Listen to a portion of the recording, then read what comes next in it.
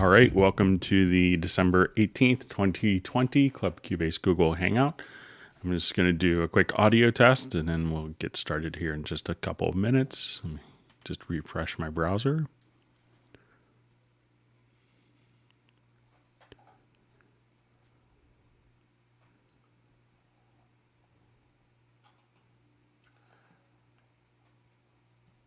All right, welcome to... Okay, that sounds like it's coming through just fine. All right, so my name is Greg Undo. I'm going to be the host of the Hangout today. If you haven't attended a Hangout before, this is kind of a live interactive Q&A session. You could submit questions in advance to clubcubase@steinberg.de, or you could just ask your questions in the comments field in the live chat area. We'll try to get through as many questions as we can. We'll try to go for maybe about 4 hours today. So just a couple of things. Sometimes when asking questions, if you could send, indicate, I'm running Cubase Pro 11 on Mac, or I'm running Cubase Artist 10.5 on Windows 10. Some of that information could be helpful. This Hangout will be replayed afterwards. We'll try to have the Hangout index done later tonight after the Hangout. But if you're watching this on the replay, you may want to skip ahead till like 8 or 10 minutes as people get logged in. So we will go ahead and let people get logged in, and we'll do some quick introduction. So if you're watching this and and want to just kind of skip to where the Hangout starts, you could probably see it in the timestamp index. So we could do that. All right. So let's go ahead. So a couple of other things. My family is at home as I'm doing the Hangout. So I may be interrupted to have to do something with my son. You may hear my wife, who's working directly above me. So I'll apologize in advance for any of the interruptions. We'll try to make them as minimal as possible. So I'm presenting from the United States. I work as a product specialist for Yamaha Corporation of America, primarily focusing on Steinberg products. And I'm presenting from Alexandria, Virginia. If you're on the Hangout, if you want to just tell us kind of where you're from, you could introduce yourself, tell us where you're from, and also if this is your first Hangout, if you could just let us know that as well. So we'll go ahead and see who is on the Hangout and get started here in just a couple minutes as more people get logged in. So all right, so we have Ace Amadeus from Texas, I believe. We have Neurotic Nexus, I believe, from Germany. All right.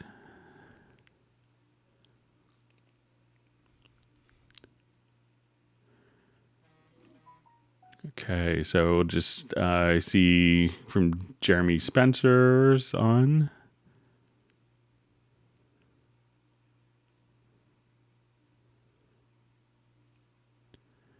Okay. Okay, we see Walter Blackledge from St. Louis. All right, so we have John Costigan from Kenosha, Sir Robert from Atlanta. All right, so more people are getting logged in. All right, so we have Robbie Bowling from Dallas, Texas.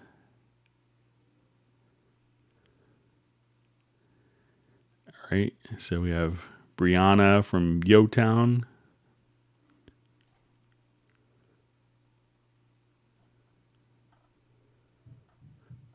All right, so we had people that were logging in like an hour and a half before the Hangout. All right, so let's see who else is on. All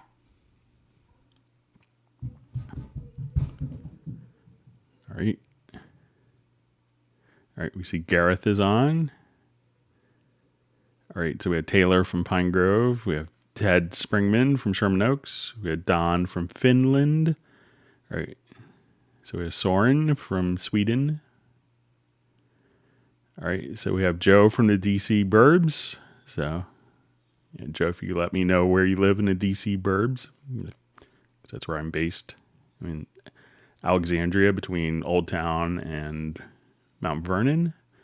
All right, so we have London.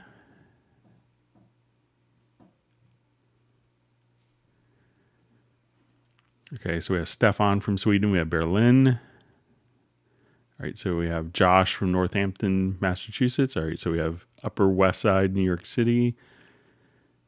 All right, so we have Jerry from Hibbing, Minnesota, Bob Dylan's hometown.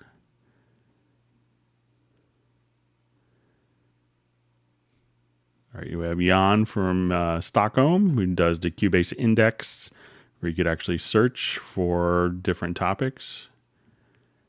Okay, so we have Alexander from Connecticut. Okay, I see Joe is from Herndon, Virginia, so not far.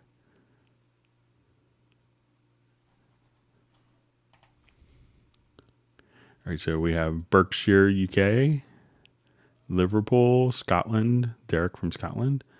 All right, so we have Rui, first time here. Welcome.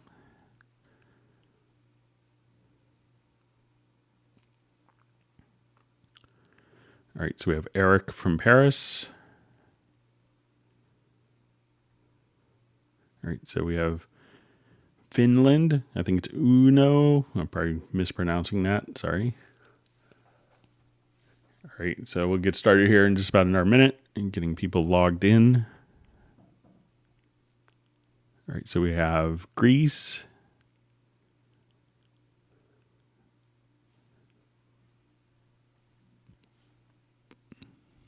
All right. All right, so we have Rolf from Frankfurt.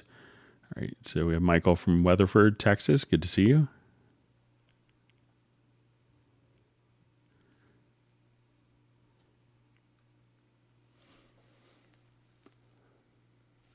All right, maybe in our 30 seconds, we'll get started. Some more people getting logged in. All right, so we have Tim from Mission Viejo, California.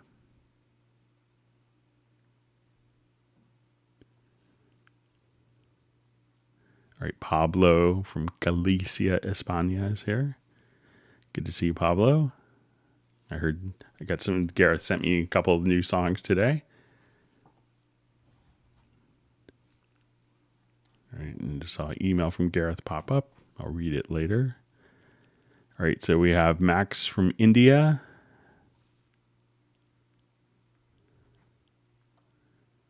All right. We have Eric is from Paris, but used to live in Oakton. So a couple people from Northern Virginia on a hangout today. Okay, so let's go ahead and get started. Okay, so a question from Ace Amadeus. Hi, Greg. How are you? Hope you and your family are well. We're doing great. Thank you for asking. Cubase 10.5. What are the settings to record a live violin, convert to MIDI, use Very Audio so I can then assign the MIDI to Hallian? Thanks. So if you want to do this, you could just take any audio recording. Let's say if I wanted to do even something, I'll just start off with a project here. Let me see.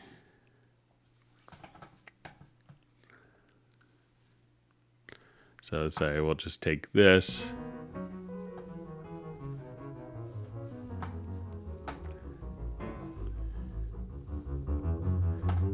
So if I wanted to take like this string bass performance, we could go into Very Audio. Let's do edit to Very Audio so it could do all of its pitch detection for us. And then under functions, we could say extract MIDI.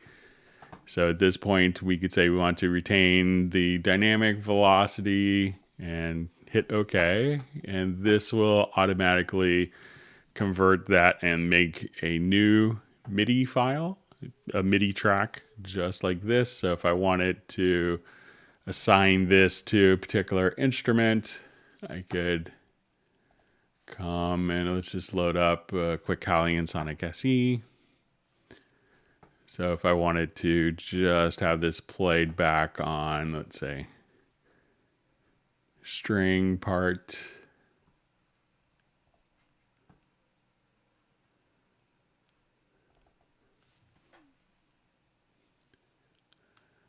So I'll go ahead and load up a quick patch.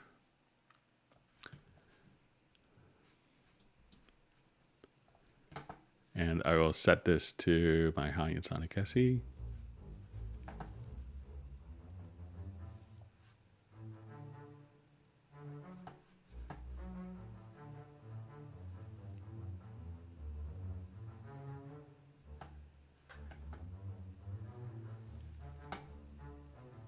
So, and that's really all you have to do. So I can take that performance of the audio.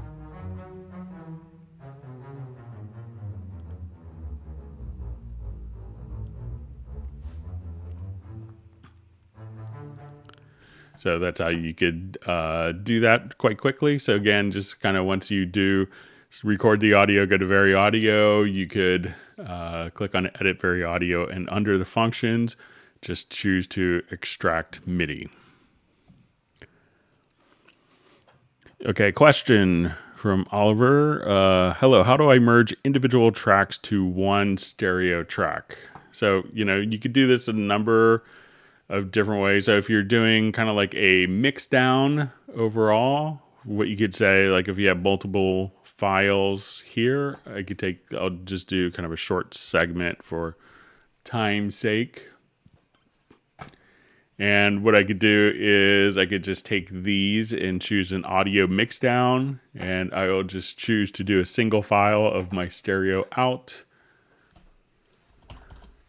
We'll give it a name, and I want to automatically create an audio track with that. So I will add that to my job queue. Let's say start queue export, and now that's automatically done, and that's incorporated it directly into my audio file here. So if I just wanted to play just that particular file,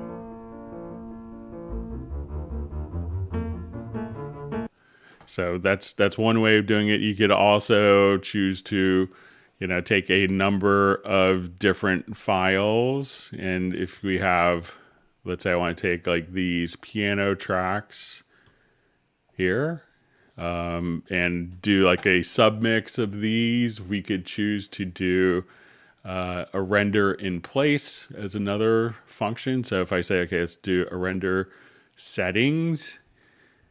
And at this point, I could just say mix down to one audio file. And when we come here, we could say, if you're doing the channel settings, we could say mix down to one audio file. You could place a check there, and that will automatically just do a render in place. And you could choose to mute the other files, and this could now be, so those files are muted, and that's another way that you could do kind of mix downs as well. So if you have a stereo file, that another method that you could use,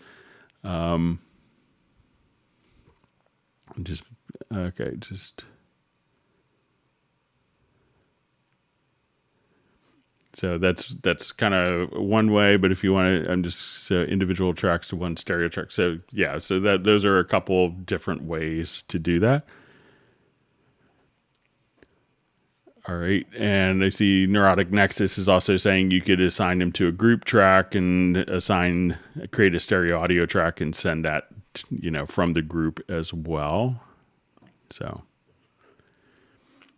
okay, so question. Hi, Greg. Hope you're well. Doing great, thank you. How can I see the editor in the other, both my MIDI notes and rendered behind an audio file so I could line up MIDI notes to transients? Not sure if it's possible.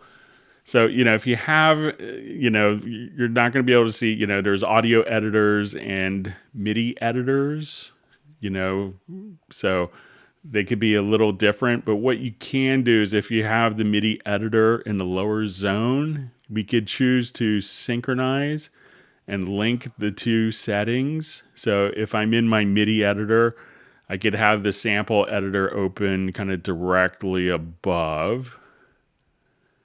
So now as I move, I could align the MIDI notes and just see it kind of exactly, as I move them where they fall in time. But this way, the two will be kind of forever in sync. And I believe that's a default mode, and you could deactivate that so that those functions are kind of independent. But clicking on this little chain icon here in the lower zone MIDI editor, that will allow you to kind of zoom simultaneously and have the position within both editors. But the audio editor, the part editor, or the MIDI editors are kind of separate, distinct editors, so you can't really see one kind of superimposed on the other. But I think that will kind of get you where you want pretty easily.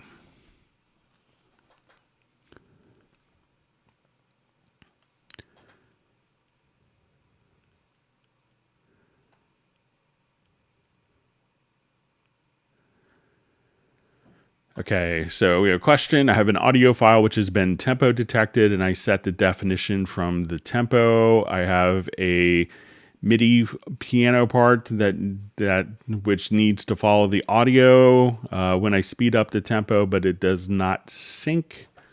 So let's take a look. I think I have a quick tempo detection file we could work with. Okay, so let's say there's no correlation between the bar and beat and our track here. So it's like a free form recording, not recorded to a click track, just musicians speeding up, ebbing and flowing, slowing down as necessary. So if I wanted to take this particular audio file, and at this point we'll do a tempo detection from the project menu.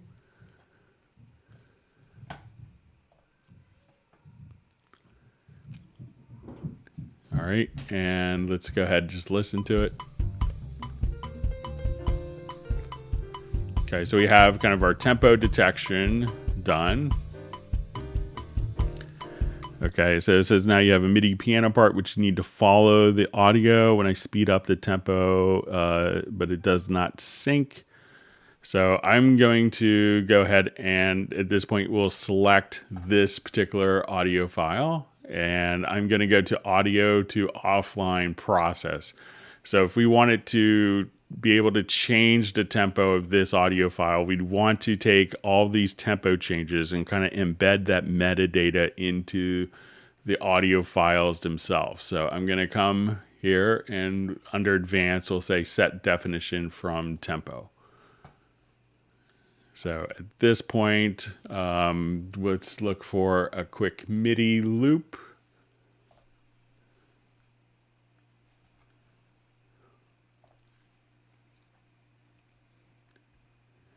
All right, so I'll just try to find a piano, and this probably won't work harmonically.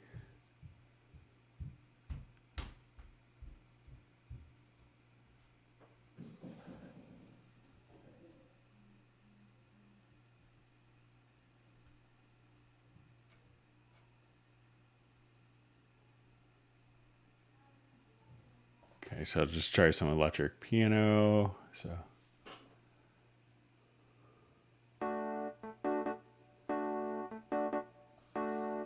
Okay, so I'll just kind of drag this over. And what I want to do is make sure that, as we do this, we want to kind of define where the downbeat is. It's going to be right here. So I'm going to just place that as we're in 4/4.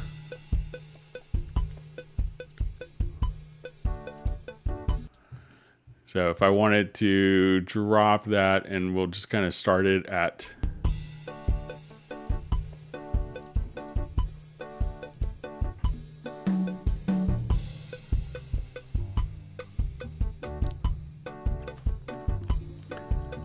okay. So, once you do this, make sure that you have, with audio parts, we could have it set to musical mode, but we could have MIDI tracks, the track itself, on audio, we could have the event or the track be in musical or linear mode, but MIDI, we could choose to have it in linear or musical mode, just at the track level.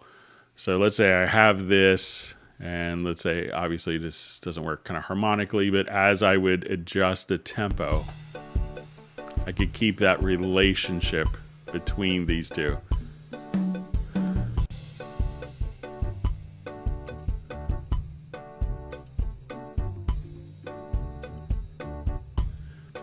And let's say if I wanted that to kind of just ramp up.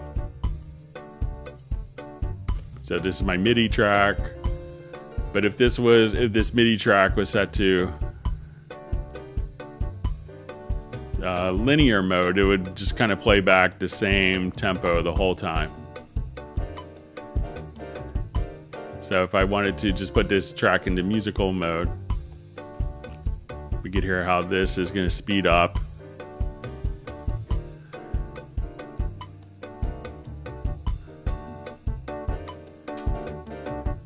To match the tempo.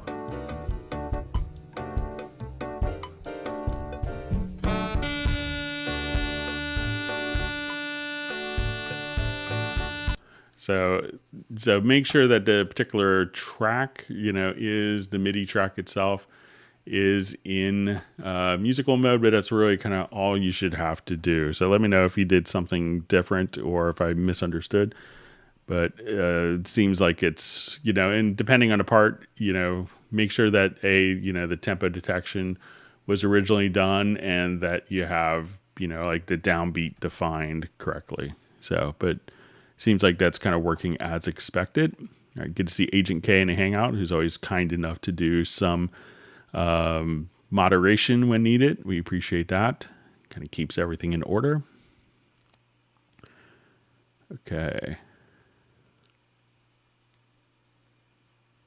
All right. Gareth has welcomed Greg and the Cubase City Rollers. So, all right. So witty. All right. Okay, just going through some introductions. All right, so we see Marco from Italy.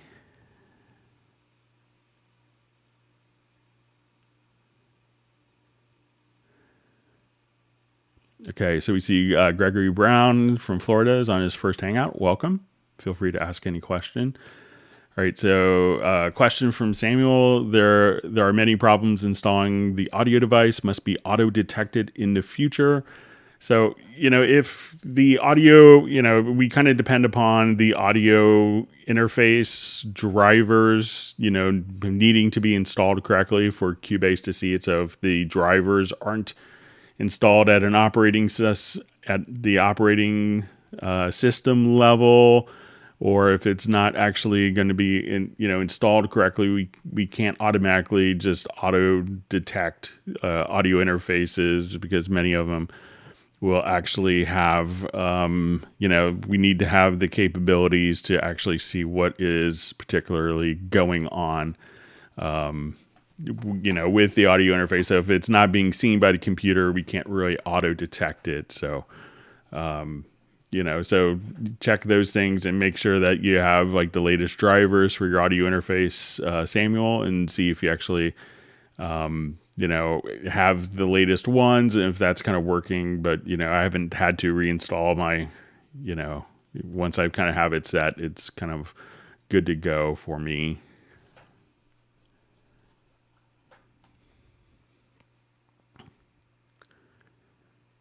Okay.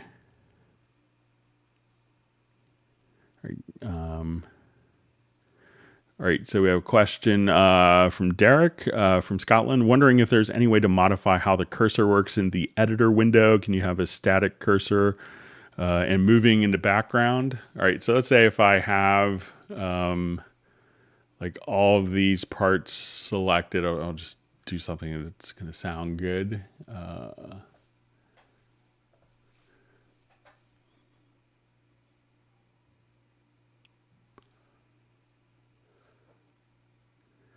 All right, so especially when kind of working with the lower zones, but there's a couple of functions that sometimes people aren't necessarily aware of. So we'll show some of these. So let's say I have this particular part here. So I'm just going to, so let's say as we select all these events, and I wanted to look at my editor window. So let's say we'll zoom in.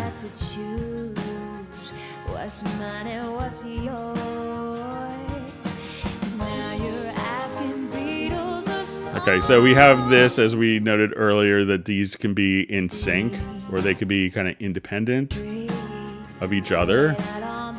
So a lot of people keep it in sync, but if we go to the setting, and we could do this in the project window, but we could also choose to have, if we just click right here to the follow event, you could also just choose to have this be a stationary cursor.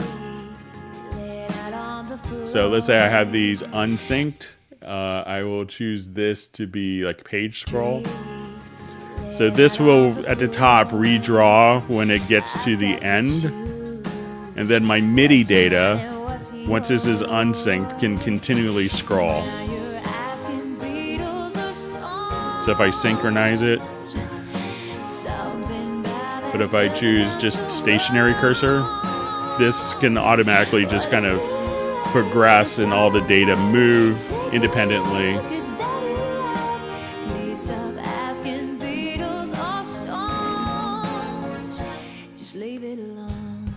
So that this way, this will only redraw when it needs to.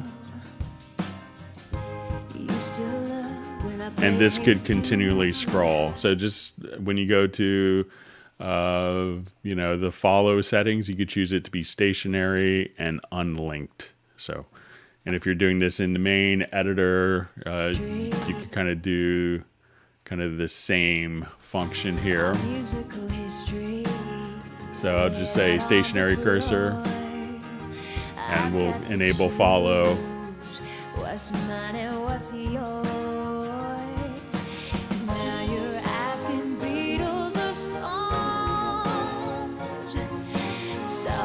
So I'll just kind of.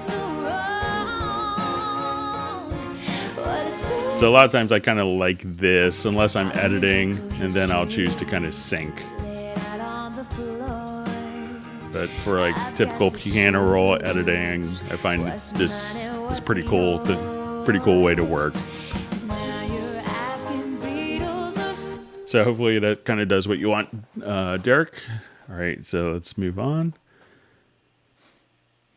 All right. So we have John from New Jersey. All right.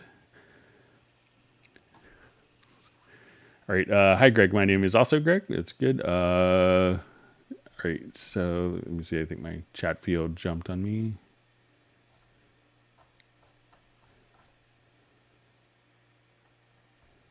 All right. Bear with me just a second.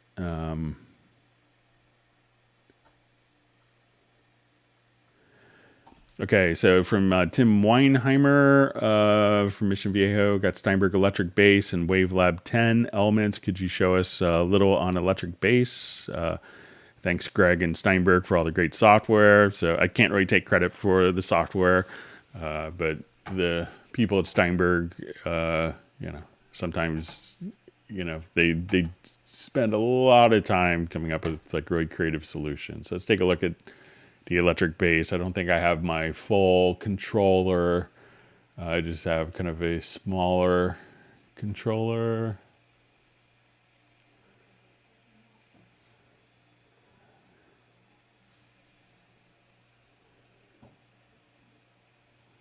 Let's see. I thought I had a dedicated project for it.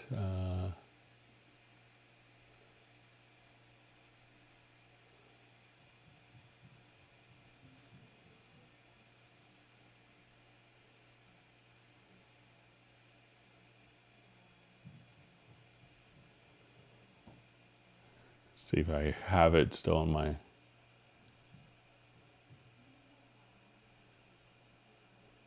Okay, so I'll just kind of, sorry, I usually have a project set up for it because I did a tutorial video on electric bass, but show some of the stuff that you could do.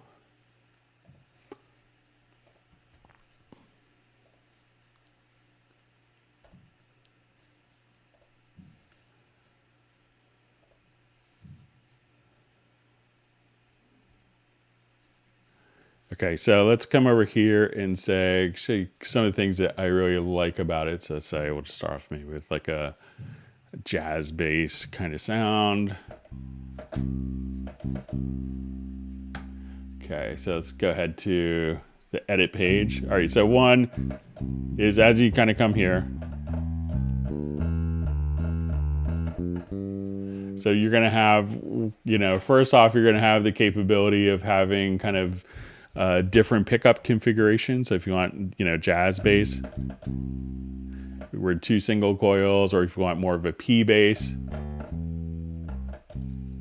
And I'll just go ahead and make this just a little louder. You could choose to have this be like a Music Man pickup configuration. Or if you want it to be more like the neck only or the bridge only. So if you want kind of a classic Stingray or a classic jazz bass back pickup.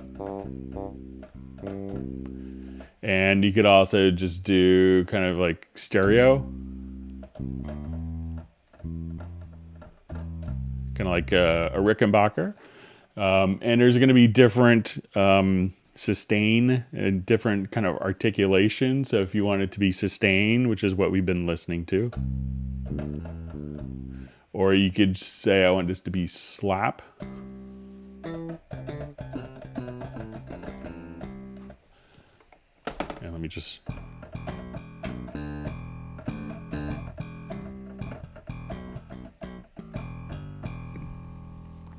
You could choose to do like a slap pull.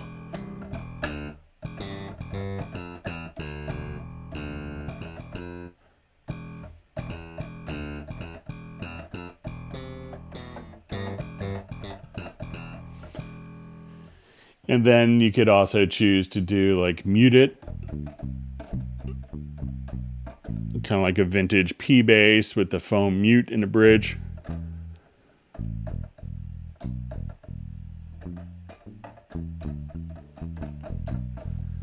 With this, you also are going to have kind of your tone control as well. So let's say if I wanted to put this on kind of sustain, and you could have kind of different players, and these players could actually determine like, what, as it moves up and down the fretboard, but you could actually pick and choose to have, I only want notes to play on the low B string. Or I wanted to have notes only play on the E string, because every single note is sampled. So you could actually, because you could play, let's say, an open G on, let's say an E string. That's going to sound very different than on the A string or the open string. So you could choose which actual string is actually going to be part of the particular note. Now, as you come, you could have, not only kind of the DI sound, but you could have an amplifier section. So if you wanted to turn on the amp, you're able to, come right over here and just say, okay, let's turn on different amps and different effects sections of this, and be able to kind of just choose between, different amplifiers and effects. You could also choose to do different articulations. So let's say if I wanted to,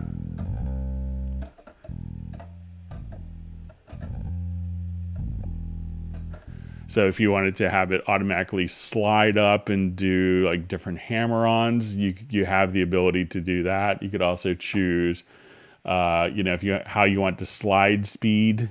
If you want it to be in quarter notes, you want it to be tempo synced, your pitch bend range. You could choose also, different shape, different finishes for your bass. They don't really change the sound. And you'll have different effects that you could have. So if you wanted to even come over here, this looks mysteriously like a Sans amp, that you could.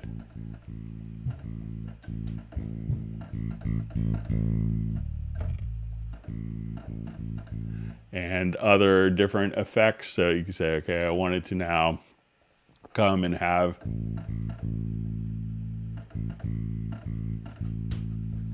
like really heavy compression, full amplifier section. So if you want it to be kind of very SVT-ish, looks very and sounds, very much like an Ampeg, and different amplifiers that have been modeled. Also, your different speaker configurations. So if you wanted like maybe like a fridge SVT cabinet, or if you want it like a 115, you could do that. And plus all of your different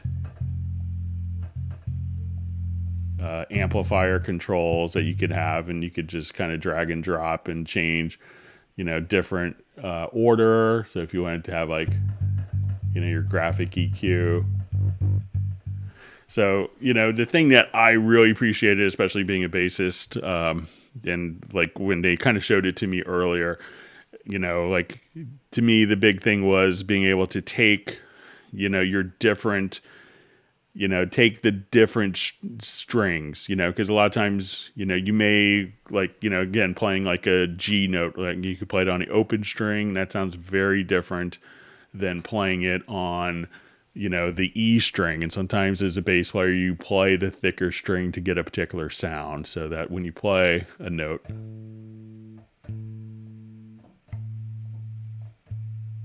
you could actually just, play that note on each of the strings. And that's the thing for me that can make a big sound in kind of the realistic nature. So it's a wonderful instrument. And with the different pickup configurations, I see a lot of libraries where it's like, oh, you have the jazz bass, and now you have a P bass, and now you have like a Rickenbacker kind of samples. Whereas this, with all the different pickup configurations, kind of gives you all the different options as you see fit, and you could automate the, between them very easily. So congratulations on your electric bass. It's a wonderful instrument. All right, so I see I didn't butcher Uno's Momento pronunciation on his name, so that's good.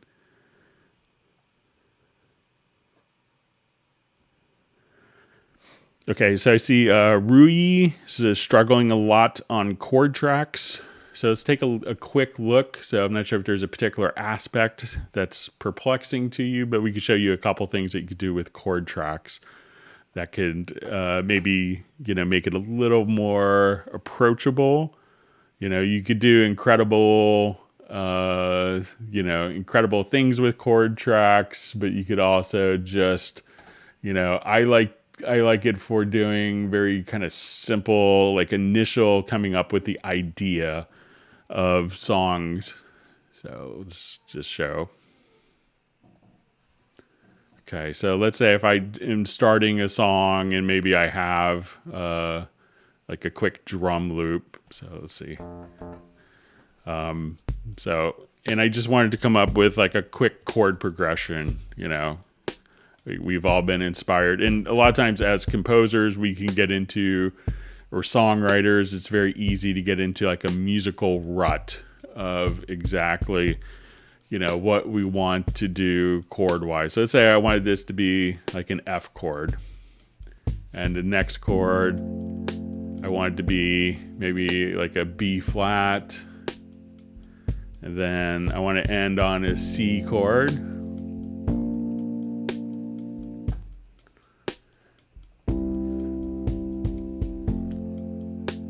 Okay.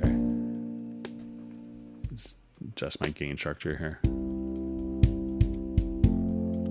But let's say I don't know a good chord between B flat and C. So I could actually double click and have Cubase give me chord suggestions based on proximity or circle of fifths. So if you wanted to just kind of come here, do that. Or you could say I wanted to just look at the chords based on cadence or common notes with different levels of complexity. So let's say I wanted to be like a very simple complexity. So I'd say, oh, what about G minor? So it could give us a chord that's going to work musically by doing an analysis before and after the particular chords. As I look at this, we could also say, if you give this to a guitar player, and this, like trumpet players and brass players would generally feel very comfortable in like the key of F major, but if you give it to a guitar player, they probably want it in E. Or let's say the singer isn't comfortable, you could just kind of drag. You could just kind you could say, okay, I want this to, let's say, okay, I'll just switch that to minor, but I'm going to select the chords and just on the root key, and we could just transpose. And now that we have that done, I could take these chords and drag them down, and it will just make, these. So I'm just going to drag these right down, and we've now created a part that's actually just the chords that we've worked with. Now, where it gets really interesting is that we could take an existing composition. So let's say I have kind of something a bit soundtracky. So when I come, let's say I'll just start off.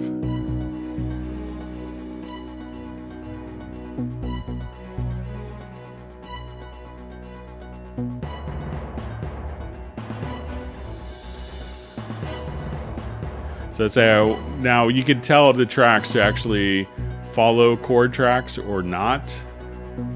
So let's say if I'm here and I want this to be like maybe an E chord.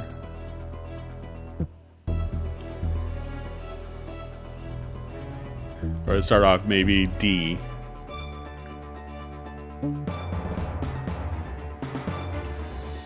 So even though the MIDI parts have all been kind of written,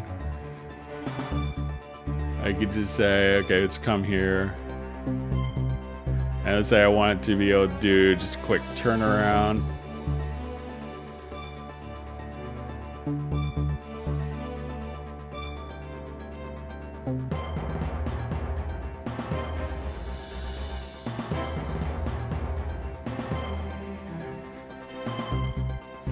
But let's say at this point I want this to be like an E chord. So all the parts are just changing based upon the chords that we've entered.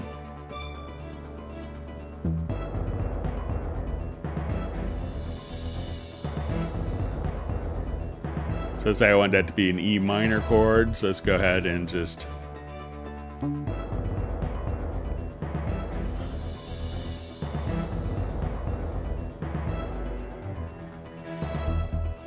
and then we could do a turnaround.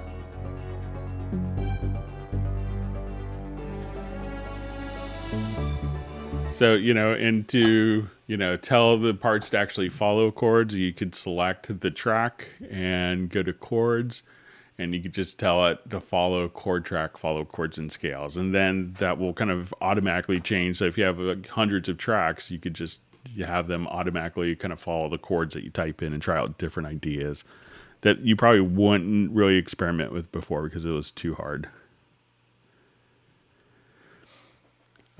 So you just see from John Costigan, hi Greg, any notes on using the Townsend L22 mic in Cubase? I haven't really worked with it, but I understand the concept that it's a modeling microphone. So probably I'm sure that whatever has kind of been recorded into Cubase, that you would probably, load up different microphone profiles or models based upon the recording. So, but nothing really, Cubase specific with that. So, but I think you would just, maybe find the one that works the best for you and load up that model. I've heard really good things about the Townsend mic modeling system. So let us know how it works out for you. All right, we see Captenergy music on. It's good. Okay. All right, so we see Pete on. Okay, so we see, hi Greg, any chance you could talk about the new meters? Okay, so let's go ahead and just talk about we'll just kind of play this.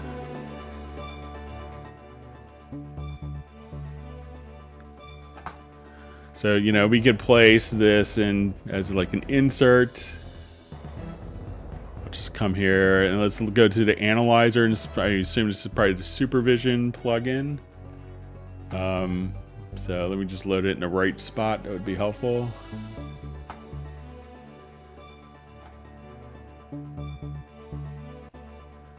Okay, so we could start this off with So Supervision, people open it up and it looks kind of like a big meter.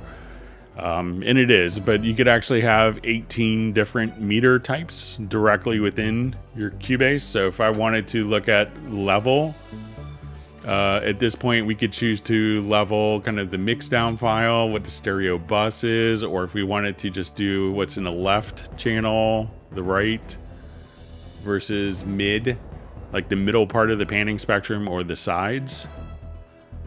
So you could choose different points. You could also just say, I wanted this to be, let's say, my stereo bus. And there's a little settings cogwheel that you could open up for each of the different meters.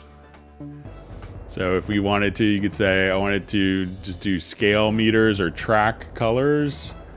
What type of meter. So whether it's going to be a DIN, EBU, British, CAT system 20, 1412, if you want to plus 6 dB digital, plus 12 dB digital, you could do that. So you could also choose, if you wanted to be peak max, RMS. So, and then you'll have kind of similar choices for if you wanted to have like a loudness meter. So if you wanted to come here, this would be your overall loudness. You could have spectrum curves, and what's kind of cool about this is as you hover over it, it'll kind of indicate the frequencies, like a spectrum bar. And you could customize these where I want it to be 3 bands per octave or up to 24 bands per octave.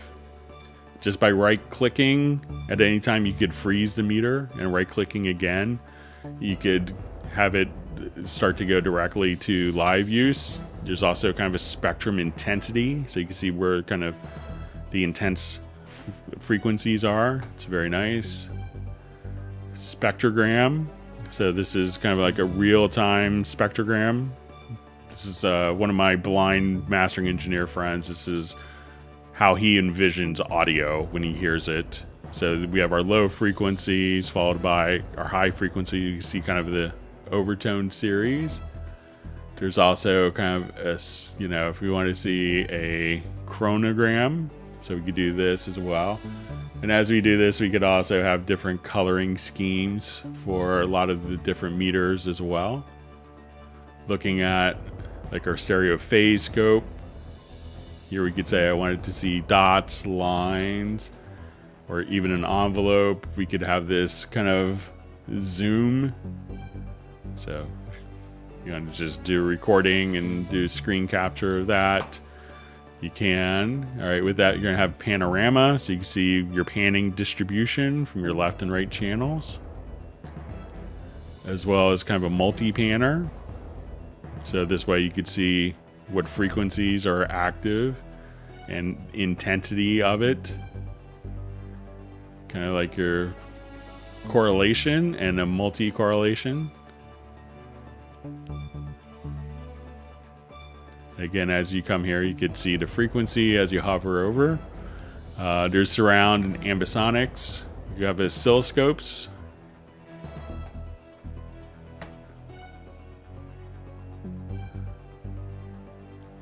So you could change kind of the frequency of that,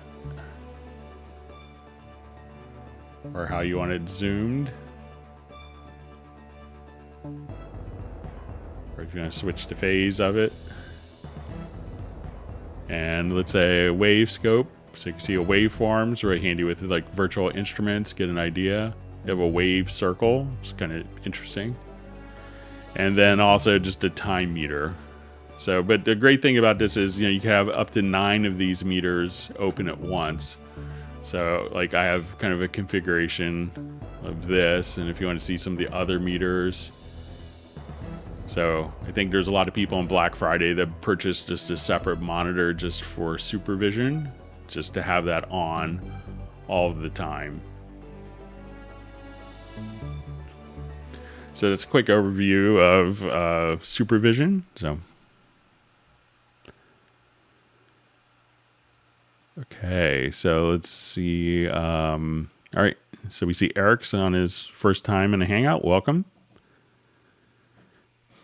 Okay, question. Why is the preview not playing in Media Bay? Thanks. I hope you and your family are well. So generally the Media Bay is always going to be routed through the control room. So if I wanted to go to, my control room here, I could just say, okay, let's take a look at this. So, you could, as soon as you click on it, if it's set to automatically play, so we could just say I'm going to autoplay. So if you're doing this, and let's say if I'm here, as I select, it's not going to play, so this has to be turned on.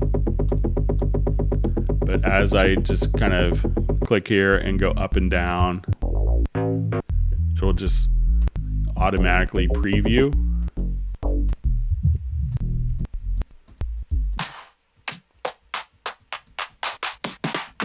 So, but make sure that you also have, when you get to your audio connections, that if you have the outputs here, like I have my stereo out, but I have it not connected, and I route the audio out directly through my control room. So if my control room was disabled and my outputs were enabled here, I wouldn't hear the preview. But again, just, kind of do the opposite of this. So have the output defined and go to your control room and define your monitoring source. And then you should be able to just have all the previews just handled just that easily. Okay.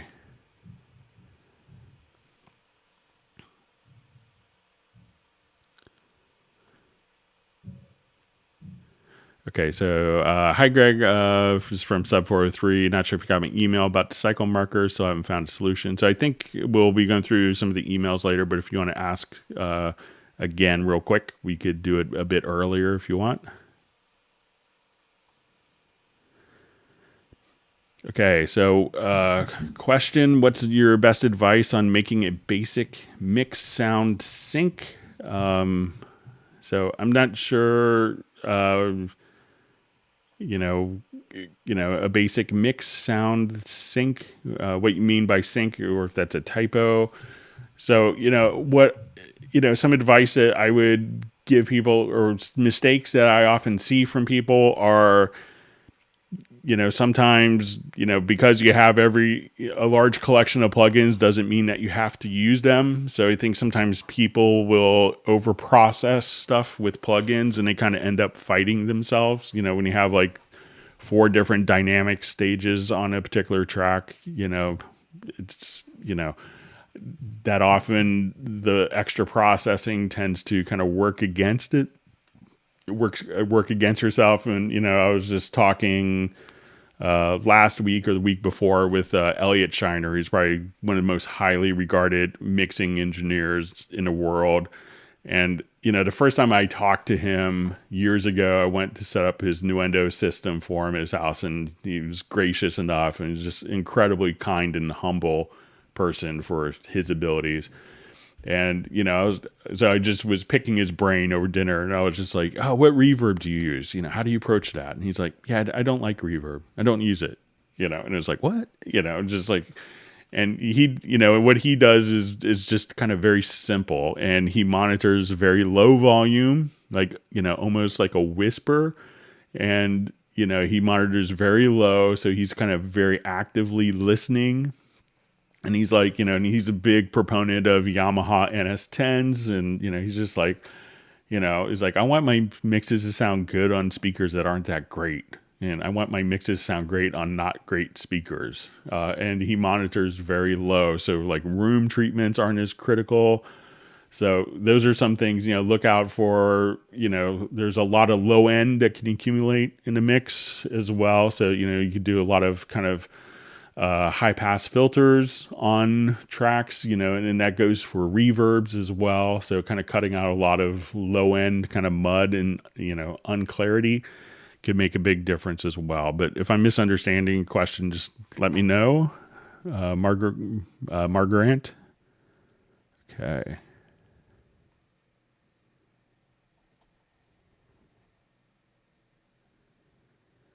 Okay. So I just see from Uno Momento, are there any other peers here who've been on the Cubase trip since 1989? I'm 60 years old, still involved, still learning everything. So I've been involved since about 91. But yeah, it's been an incredible time.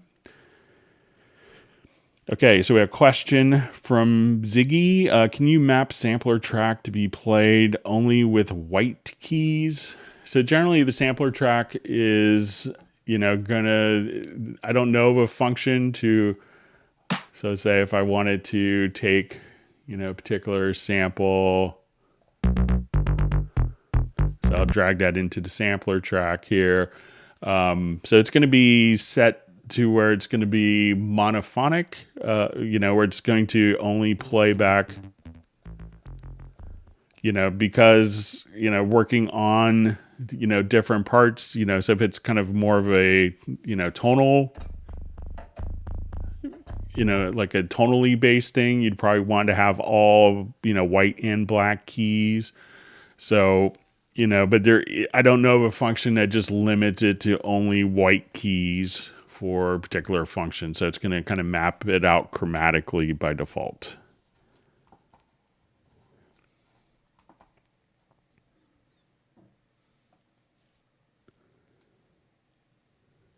All right. So good to see Paul the guitarist from Lynchburg, Virginia on a Hangout. Okay. All right. Good to see Ambient Dave on a Hangout.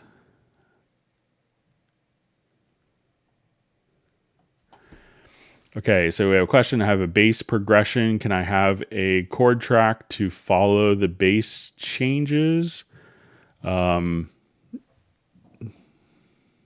so I'm not sure if it's, so let's say a bass progression. Can I make a chord track to follow the bass changes? So, if you have a bass part, so let's see if I could just...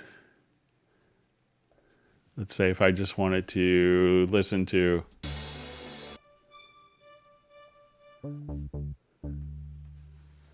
so, if it's set to MIDI, at this point you could have, the MIDI automatically kind of follow.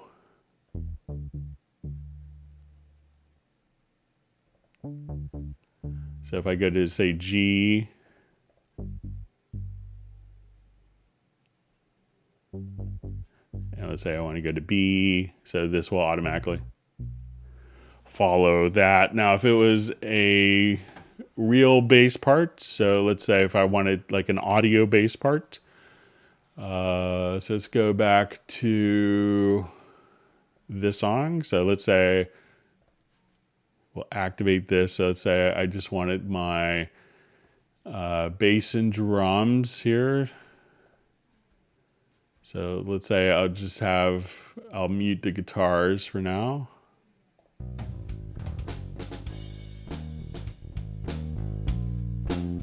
So if I wanted to come here, we have to do like a very audio analysis of the bass part.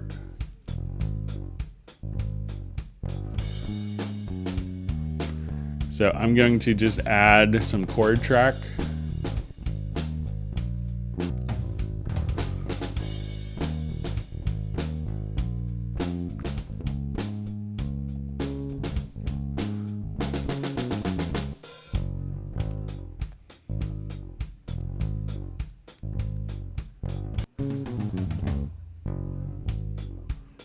All right, so what I want to do is I'm just going to tell the bass to follow the chord track, and we'll just say, okay, let's do.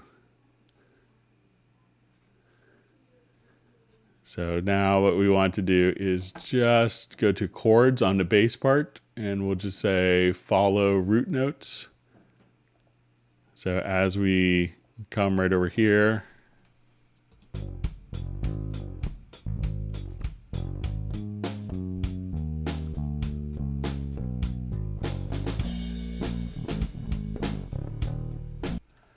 so at this point, I could just say, okay, let's just drop in a couple of chord changes. Let's say, let's make this A. And let's do an E. So now the audio baseline will now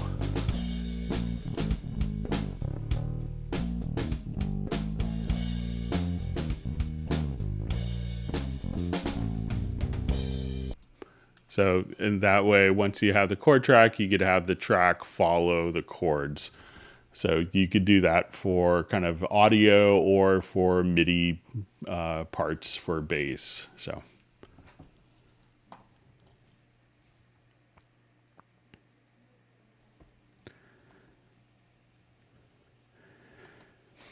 Okay, so we have a question. Okay. Is there an option to always open drum editor when editing drum MIDI tracks? So if it is assigned to a drum map, so let's say if I have this particular part and it's a drum part, and I double click and it's not actually, it's going to open up like our MIDI key editor. So if we come here and say, create drum map. So if I have a drum map loaded, and this could be just a quick general MIDI drum map, we can now just double click and that will automatically launch the drum editor. So once a drum map is assigned to it, you could do that, and there's a preference to turn that off. So I think if we just go to editing under MIDI, or maybe it's just, so under editors, you'll see use drum editor when drum map is assigned. So if that is checked, which it is by default, as soon as the drum map is defined, at that point you could just double click and that will launch the dedicated drum editor as opposed to the key editor. Okay.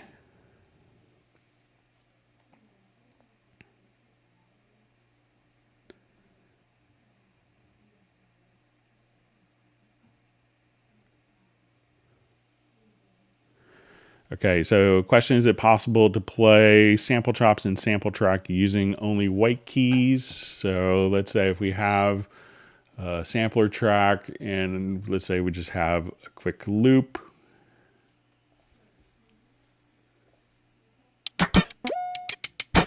So when we do this and we do the slice, so at this point, it's going to be chromatic as opposed to just being on white keys. But this will, as we do the slices for the drum loop, it will just map it chromatically. And it can make editing a lot easier. I know sometimes if you want to play it back, but you could, just kind of figure out the particular, what key it's hitting. But there isn't a map to white keys only function. But I'll make sure I'll pass that along as some user input and feedback. So.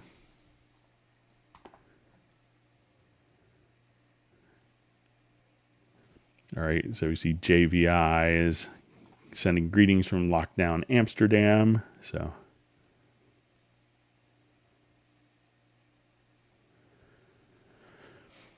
okay, and some people thanking Jan for his CubaseIndex.com site. That's where you could search for topics that are have been covered in Hangouts. It's a searchable website for that. Thank you for doing that, Jan.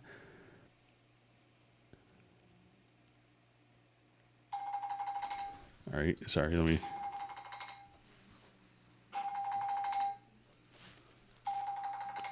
turn off my phone. Sorry about that.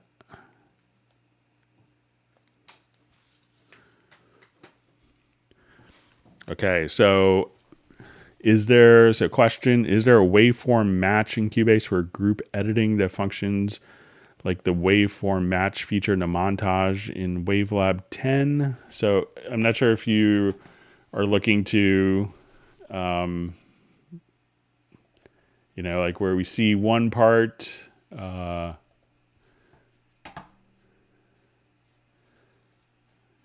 so let's say if I come here to, I'll just switch this to, let's say, definition. So let's say if I have like my audio warp here and I wanted to look at these two events that we could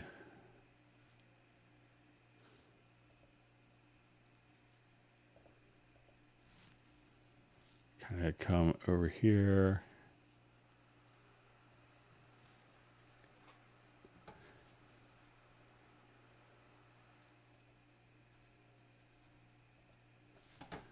Let me just try a different project I think I may have.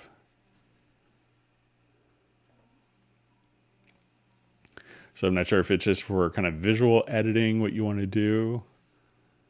But let's say if I'm here,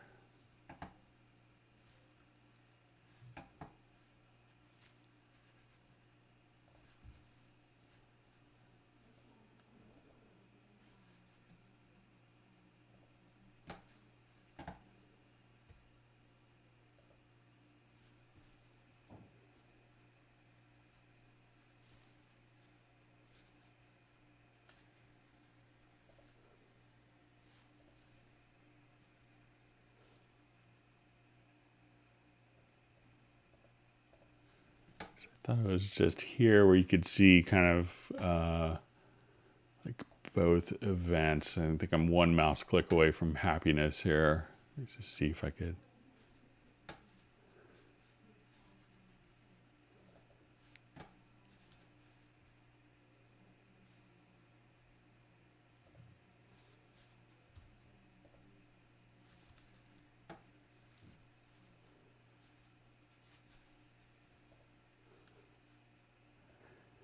But there is kind of a way, I thought it was if we turn this on that you could show all selected audio events and then just kind of toggle back and forth between them. So let's say,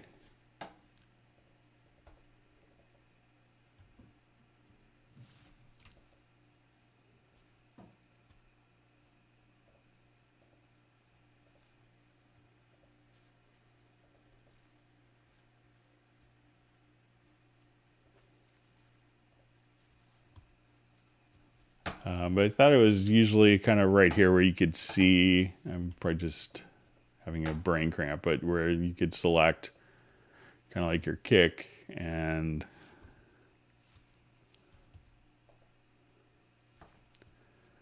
see kind of both events kind of overlapping each other for kind of editing as a reference point. But I'm forgetting, let me just see if it's,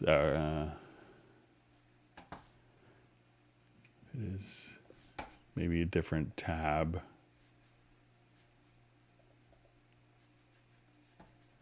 But anyway, so I think you could do it just kind of by clicking here on the show all selected events.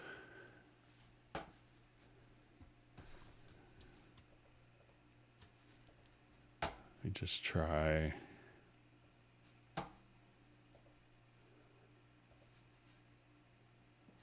May have some preference that's overriding it, but try clicking there, and that way you could see multiple parts together. All right, so I've seen Michael Teams wanting everyone to whack the like button. All right, so we have the tuba guys on, showing up a little late. You don't have to worry about it if you're late.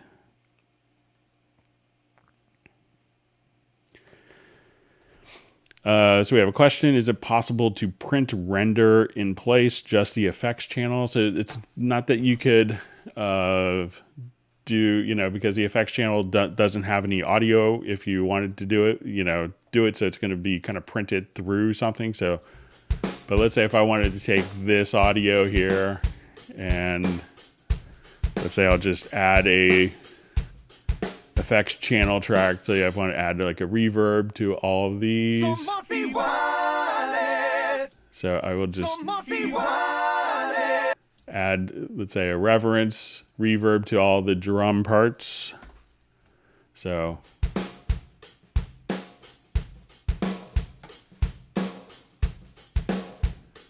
all right, so let's say if I have, let's put like just a bigger reverb on it.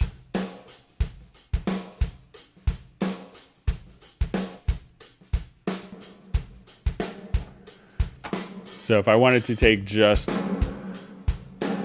that reverb independently, what you can do is, because it's kind of contingent on sources feeding it, but if you do an export audio mix down, at this point you could just say, okay, I just wanted to render just the reverence, and we'll import it, into the project. So we'll create an audio track of that. Let's add it to the cues. And now we'll just come right over here. And as we go to kind of probably the very bottom of the project here, so we can see the reverence. And this is just the reverb that's been rendered.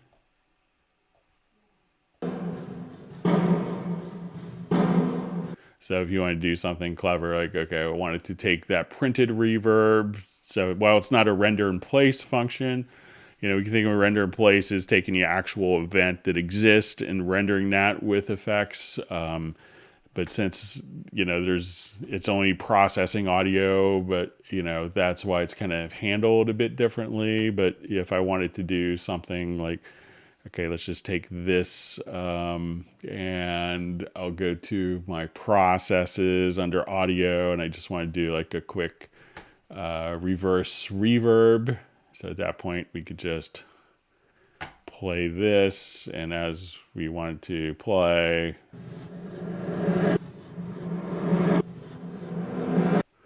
so that's how you could kind of render your effects channels.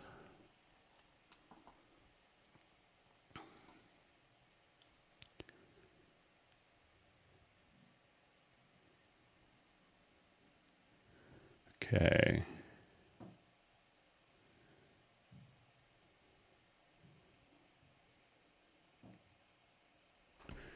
Okay, so we have a question from the tuba guy.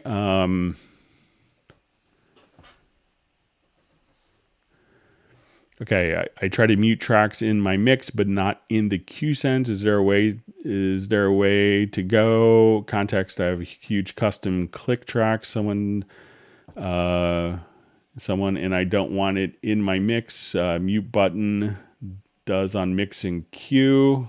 So let's go ahead and let's say if I mute this particular track.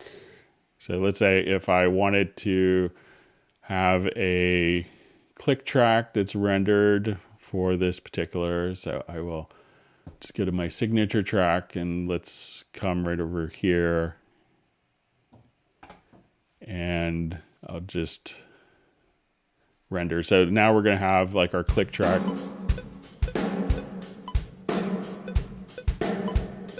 All right, so let's say if I wanted the click track to kind of go out of its own bus. All right, so let me just, so it says I want custom click tracks, and when I don't want it in my mix, mute button does on mix and cue.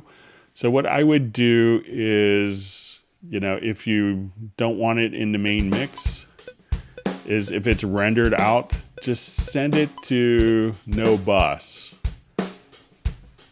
And then you could still have this click track in your headphone mix. So as soon as we kind of come, so let's say we put it in our first headphone mix, we can now listen to it in a headphone mix. But when we listen to our main mix, it's not being routed out. But if I wanted to take, all the different tracks, you could have it being sent to the cue mix, that track being sent to the cue mix without it being in the main mix. So try just to select that track, send it to the cue mix like you're doing, but just in the output stage, just send it to no bus. So, and then you could hear it here, but it's not going to be in the main mix. So give that a try, the tuba guy. All right.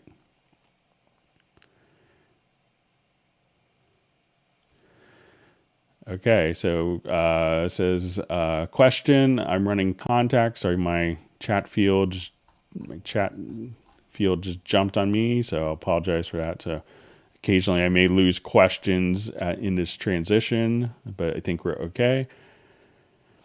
So I apologize if I lose any questions as a result of kind of the chat area, live chat field jumping. Okay. Hi, Greg. My name is also Greg. Okay. I'm running Contact inside Cubase. Would you touch on programming instrument articulations? So with this, you're going to find a lot of these articulations kind of available online. So let's say if I wanted to go to, we could go to what we call expression map setup. And at this point, you could just kind of, click on, okay, we want to make a new expression map. So, we could just say, okay, we're going to have slot 1, and this will do, different key switches, and we'll just open up a quick expression map here just so you can get a sense of what one is doing. And many times these are kind of all, have been kind of pre-done for you. So let's say I want to do my violins here. So I'll just kind of add this. So now we'll have, sorry for hitting my mic. Okay, so when we want to look at the expression maps, at this point, it's always good to open up some of the instruments that will have it. And so I'm just going to double click here, and let's say in the MIDI editor part. So you could go to your expression map, and if it's like a Hallian based instrument, which, you could automatically import the key switches. So at this point you could choose, the particular instrument. You could give it a name. So we'll just call this like violin 2 standard.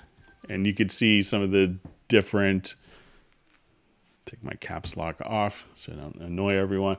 So at this point you can say this remote key switch, or this, MIDI CC is going to automatically switch between, the different sustain, legato, tremolo, marcato, pizzicato. So at this point you could, just type in the MIDI note or the MIDI message. You could have different colors, and different articulations. So these are in different MIDI channels for each of the different functions. You could kind of have that set up. So, but, check, I think probably for most of the Contact libraries, that's, those expression maps are kind of freely floating around. And most people share them pretty, generously. So, check that out if, but you could just kind of, set what MIDI message and which particular function needs to be triggered in the expression map setup there. Okay.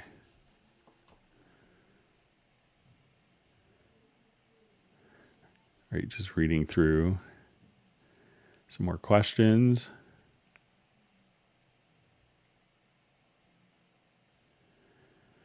Okay, so it says, thank you, Greg, for the great answers. Wondering if it's possible to drag some MIDI part to audio track on and get render with current settings. So, you could just, if we have like a MIDI part, I'll just switch to a different project here. And thank you for all the great questions so far. Hope everyone's learning something. If you've learned something new, make sure you hit the like button. And if you haven't subscribed to the channel, make sure you do that. So, if you wanted to, once you have kind of the render in place kind of set up, you could just have, the render with current settings. So you could just, once you have the settings configured as you say, okay, I wanted to do this and this. I wanted to always mute. I wanted to, mute the source events or replace them, whatever you want. You could hit a key command to fire that off. So you don't really have to, necessarily just kind of drag.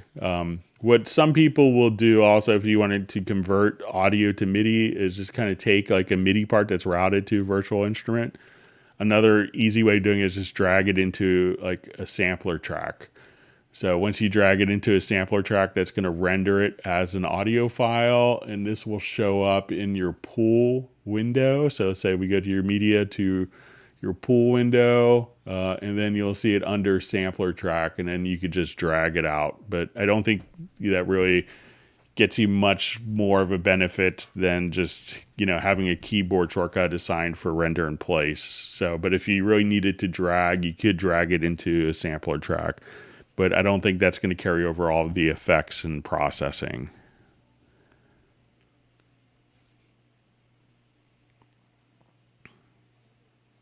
All right, so just seeing other people sharing. You see that Neurotic Nexus has been on since Cubase Audio times. It's been running Cubase that long. It's great. It's a lot of fun when that was coming out.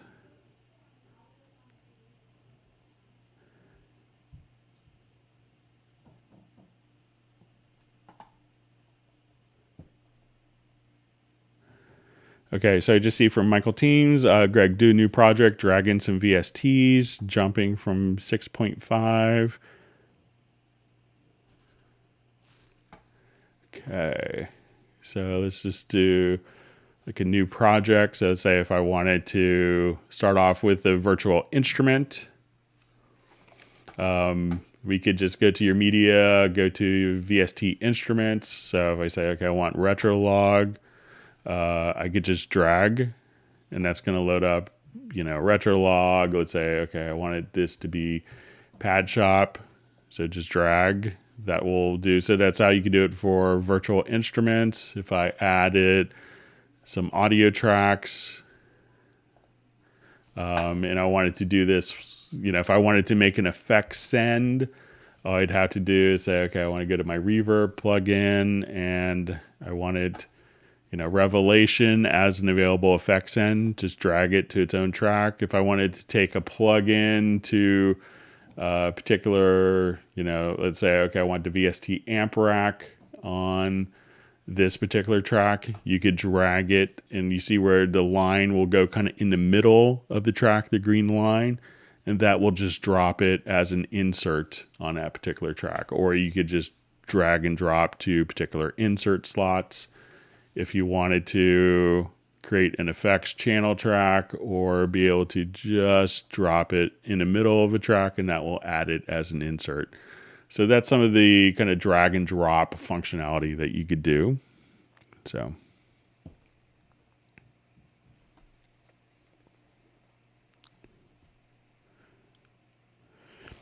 Okay, so hello, Greg. Why does Cubase crash every time I open Rewire plugin using Catalina OS? So, Rewire is kind of, I'm not sure if that's Catalina compatible yet, so a lot of this stuff when you're using Rewire, it's kind of, I think even the propeller heads have finally realized that, maybe it's better just to have it as a VST instrument and works a lot better. So make sure that, you could have, there are multiple generations of Rewire plugins. So there's a 32-bit, and that's not going to work in Catalina because it's 64-bit only. Make sure that you had the 64-bit version of Rewire. And it may have been updated for Catalina because there's a lot of changes required for Catalina with no 32-bit compatibility anymore. So that's probably why it's causing it to crash. So it's not so much that it's, I don't think it's so much of a Cubase issue, but, Rewire is kind of a bit, late 90s kind of technology that's kind of really not been as, supported and updated. It took them a long time to get to 64-bit.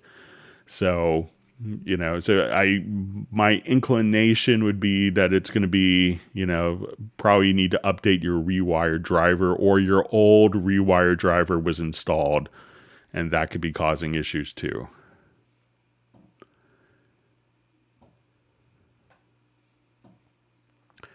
Okay, so we have a question. Not sure if you've answered streaming questions. Can you feed DAW out into OBS stream software without using the loopback function on most interfaces?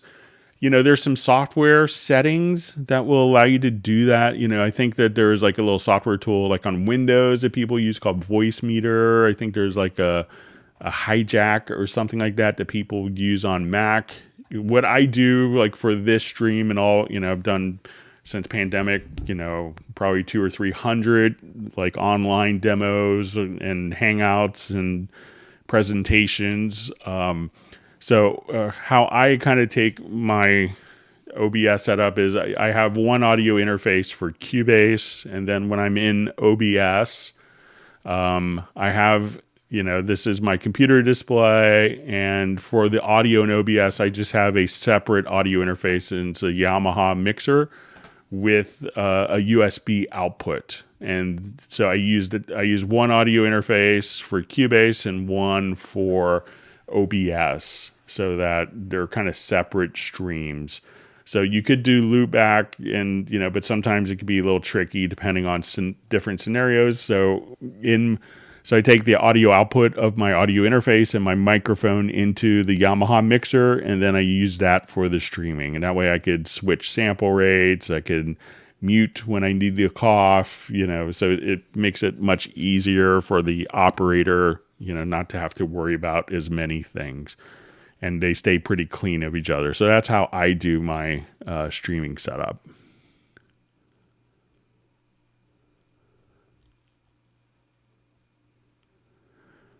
So as you see from Neurotic Nexus, who else is also into the slow down music? And I'm wondering, excuse me, if Cubase's algorithms are the best on the market. So I think they're quite good for time stretching, for doing pretty extreme stretching.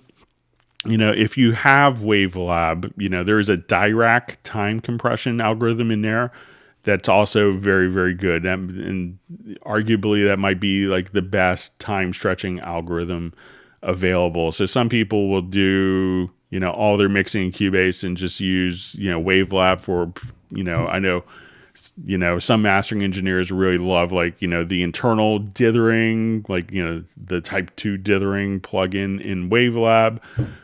And they'll also use, Wavelab I know people use it just for time stretching with Dirac algorithm. So, but what you get in Cubase is also very good. So, and seeing Ambient Dave's also recommending to Jeremy about streaming the Restream plugin. So,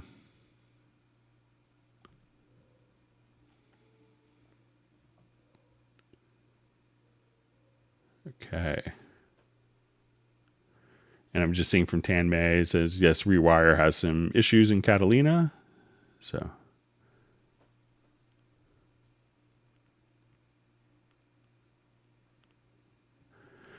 Okay, so we have, all right, so I see from Paul the Guitarist, quick question. Do you have an idea when the CC121 might be available again through the Steinberg site? Thanks. Appreciate the Hangouts. Yeah, so we've been back ordered. The CC121 is it's a great little controller that's, made in conjunction with Yamaha. So Yamaha does the manufacturing of that particular controller. So, during the pandemic, Yamaha's like really good at, just the supply side economics of productions. And, they look at how many are selling per month. And then all of a sudden, they allocate parts and inventory of different parts to match, to optimize the production run so we don't have, excess inventory. And then when the pandemic hit, we probably sold, 10 years worth of CC121s in 6 weeks. So they're still trying to catch up on some components. So I'm not sure when I may hear, like after the first of the year, what the latest update is on kind of hardware production runs. But, the factories are trying to run, also for a lot of the companies, some of the components manufacturing. There was a fire at one of the plants for a lot of components. I don't think that involves the CC121, but that's another, kind of unforeseen issue too. So I think we might see it back in stock, kind of early next year. So.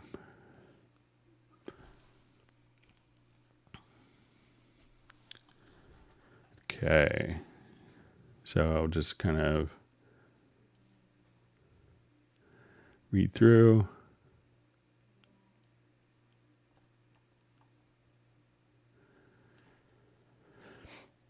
Okay, so we have a question from Tanmay. I meant to look this up, but let's see if we could figure out real quick. What does the indicate transposition in key editor do? So let's take a look, see if we could. I know we touched on this, I think, 2 Hangouts ago. So let's take a.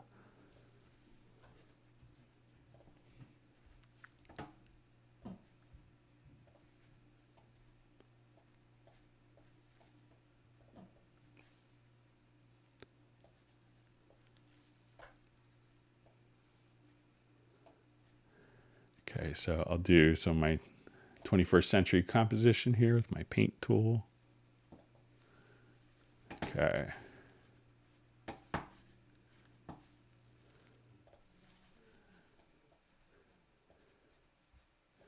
All right, so I'm going to transpose these up.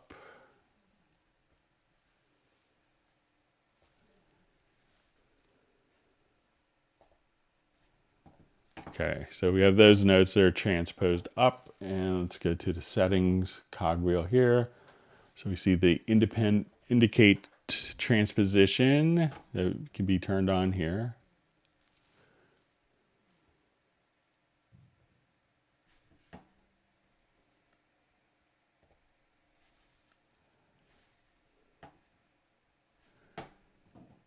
And let's see if that's maybe the reason. If we do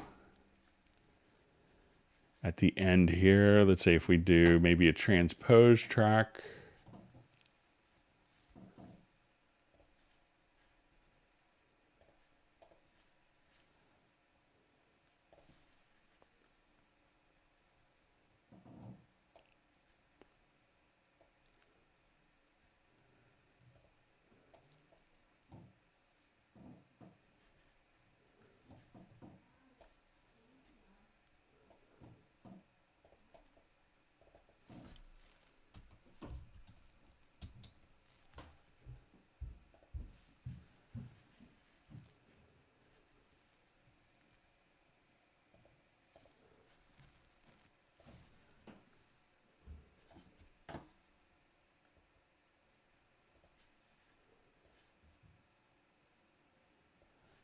So I'm not sure if it's for, let me just, for like maybe different instruments that have orchestral transposition. So let me just see if it's with that.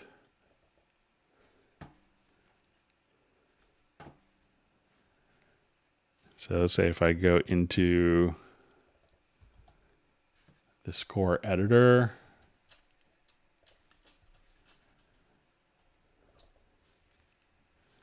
and let's say we'll just do for B flat trumpet.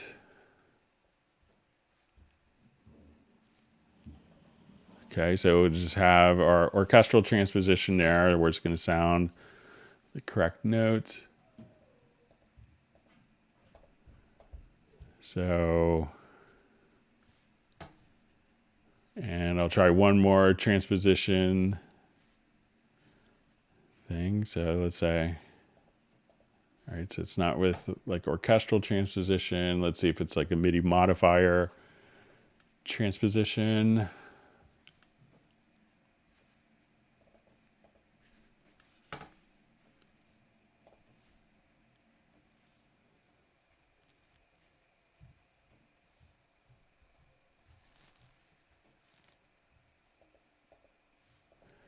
Yeah, so I don't know. I'll do some more. If you want to send me an email, Tammy, I'll do some more research on that. So, but it's not as obvious. So, sorry, I meant to do some research on that. Then I had to make lunch for my son.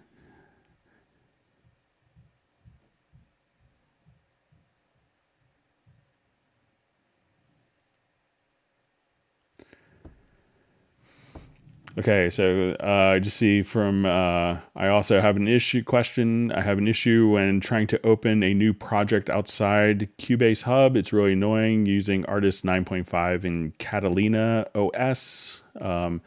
So I'm not sure what the particular function is, but if it's to deal with a like if it's something like, okay, we want to go to documents, and if you go to projects, so let's say if I'm here, and if you're opening it directly from here, you may just choose to open with the particular version. So you may want to just define that there if it's double clicking and it's opening in the wrong version. But also, be aware that Cubase 9.5 really isn't designed for Catalina, because that came out 2 years before Catalina. So I think you would need version 10.5 for it to be compatible. So a lot of your stuff may be working, but the officially supported version for Catalina is 10.5. I think 10.02 might work as well, but I think 9.5 was prior to Catalina. So just beware of that.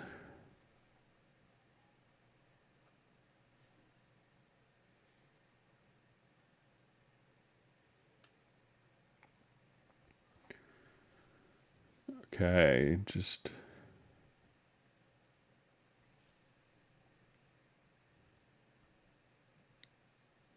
all right, reading through. Thanks for all the great questions.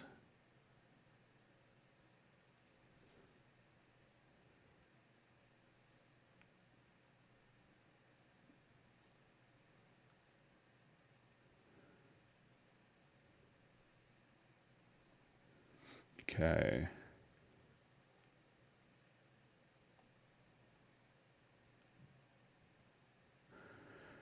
Okay, so I just see from Tanmay, according to all, what's the most underrated Cubase stock plugin? One that a lot of people, I'll share some that people miss. Like, let's take so some of them that I think, for delays, the multi-tap delay can kind of do everything you'd ever want and more.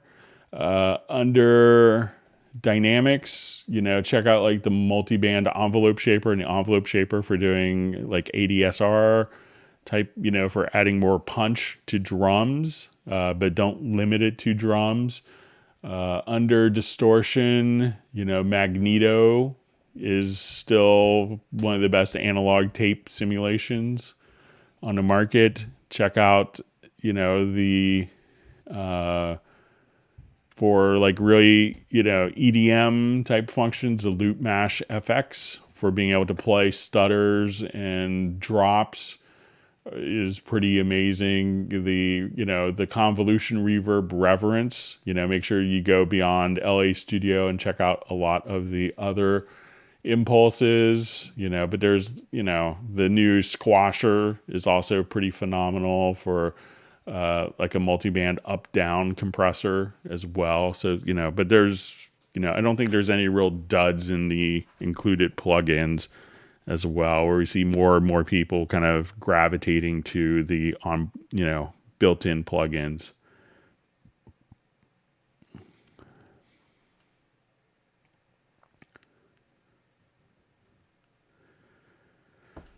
So I see, hello, Greg. Do you know where I could find a video about VST System Link for syncing two PCs and two Cubases? So I don't know, it hasn't been a feature that's been, it's probably been a feature that's a bit underutilized. And sometimes when you're doing like a YouTube video, a tutorial video, doing something that goes between two different computers could be a little trickier to do than normal kind of typical screen capturing. I might have a little bit of free time over the holidays, and I'll see if I can maybe try to work on a VST System Link, but I don't know of any off the top of my head. So,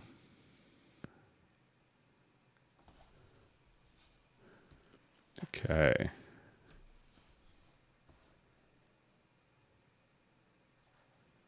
Yeah, and also another plugin that is a great thing to check out under distortion is going to be the Quadrafuzz 2. So if you wanted to look at this, it's a multi-band distortion where you have 5 different distortion types and even a delay. So that's a pretty scary plugin as well. That's kind of underutilized for distortion, and also like the VST amp rack and VST bass amp. They're a secret weapon in a lot of people's arsenals.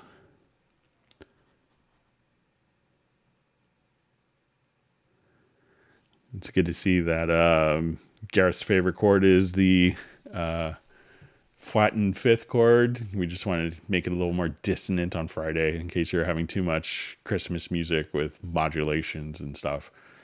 My son can figure out, can hear his modulations in songs. So every time we're listening to Christmas music, he has to yell modulation, which happens in every Christmas song of someone singing. So, but if you wanted to change that, we could go to, I should probably change it, my preferences under my chord track. So Gareth is pretty clever at paying attention. So when I was just putting in my chords for the chord track, I think it's defaulting to like a flat fifth. So if I just wanted to come here, I could just remove that. So, all right. So we should be good there, so with no more flat fifth chords. Okay. You may be able to hear my son.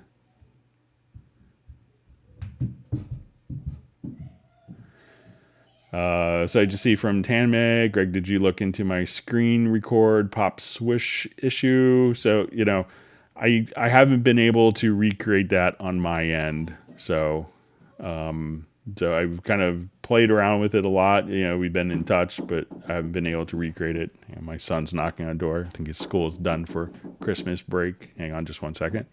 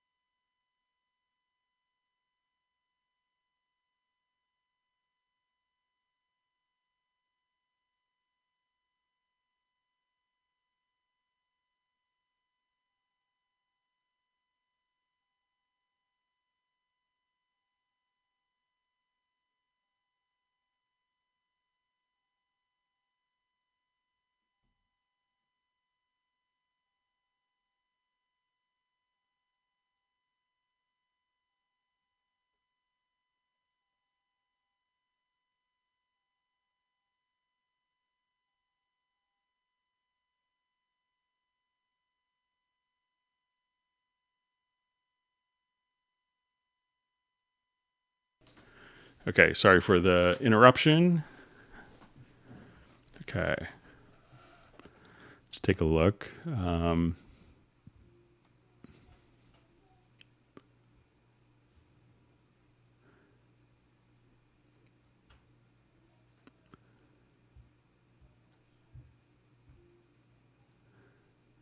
Okay, so just seeing reading through other people's suggestion of plugins that they like. So we're also seeing Groove Agent, multi-tap delay.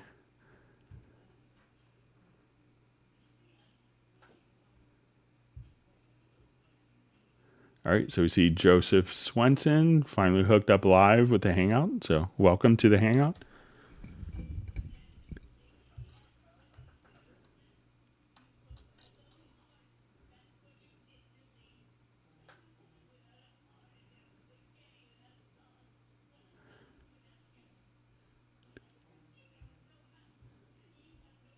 Okay.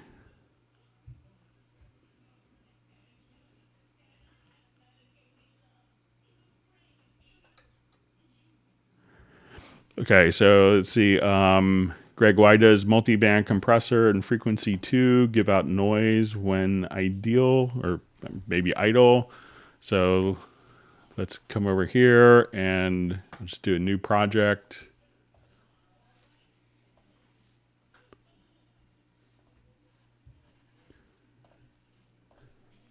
And I'll just add a number of audio tracks here, and let's get to the mix console, and I'll just do the multi-band compressor.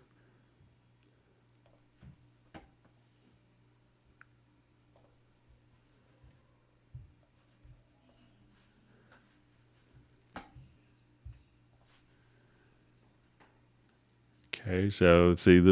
So we have the multi-band compressor and frequency 2. So let's go ahead and take a look at those. So I'll turn it on, and I'll just go ahead and put on like some presets here.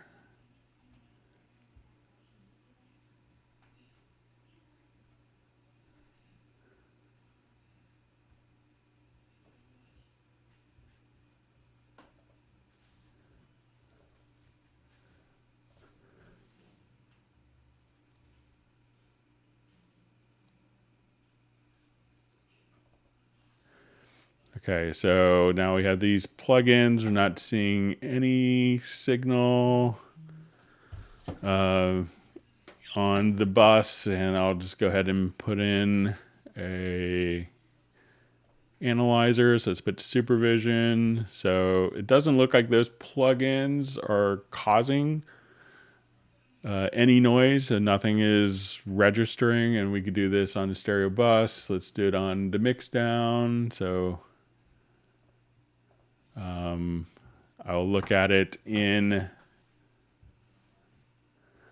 I'll put it in a control room as well. Let's see if there's any noise that's being registered here. So I don't see any signal indicated with those plugins turned on. So let's come put it on the main and switch to our inserts. So if we go to supervision here,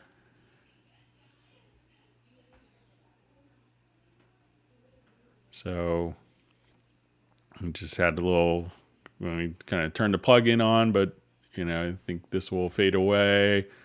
So it doesn't look like those plugins are causing, it could be, if you have other plugins that are feeding into that, like, like if you have a master effects chain that has, 6 or 7 plugins, that could be causing the noise, but I don't see those plugins generating any noise. So, okay.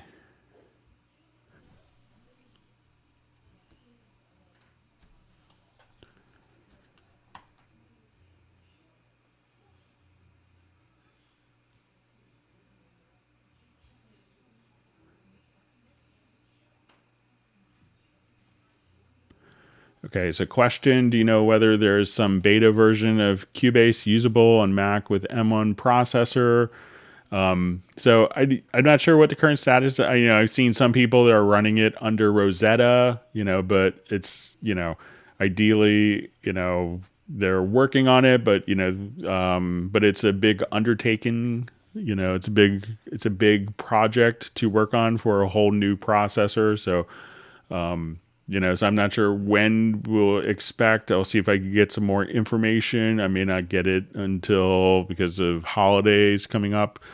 There's a lot of people, not in the office, but it's, you could also contact Apple and see why, their new processor isn't compatible with everything. So make sure you reach out to them as well. Okay, so Tan May wants more people to hit the like button. So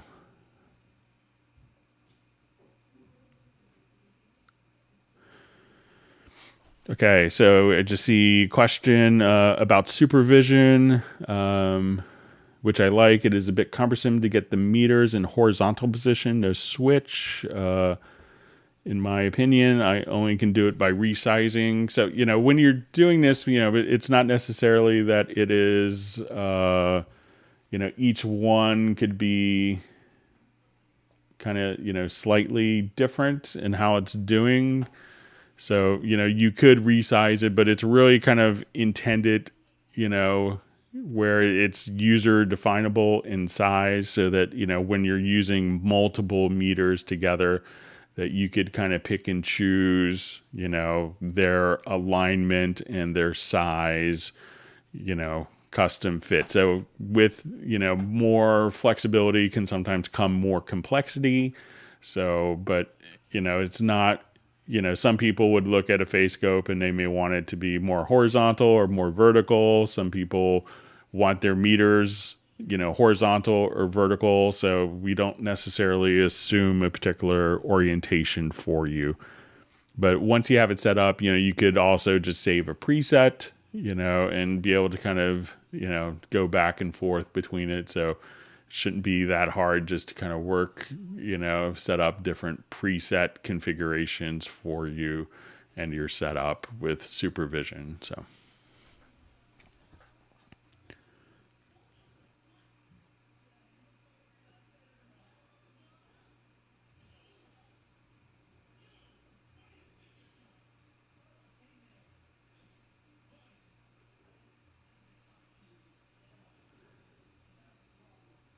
Right. So just see a quick question from Lewis. Has anyone had issues with exporting an MP4 from Cubase 11 and then the video file has a bright green line at the top? It could be depending on what codec was originally kind of inputted, that sometimes I've heard of those things kind of showing up, but I haven't. Let's see if anyone else has experienced it.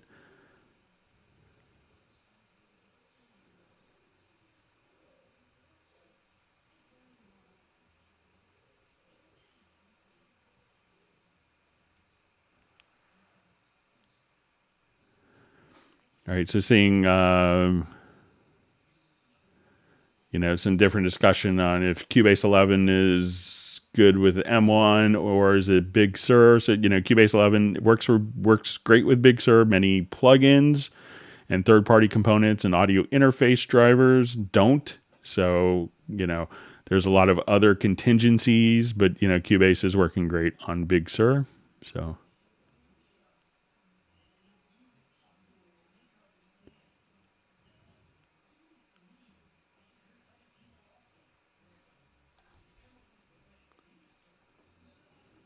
Okay, reading through different comments here.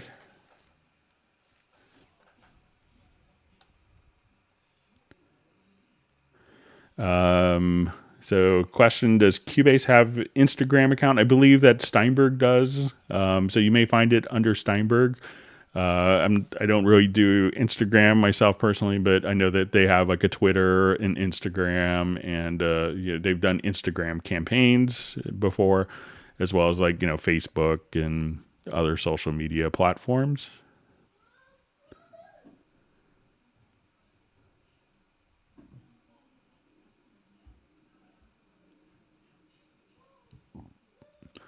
Okay, so I just see from Neurotic Nexus, need help. I used Spectral Layers 1 with an audio event in Cubase 11, unmixed vocals, and dragged both tracks afterwards into the project.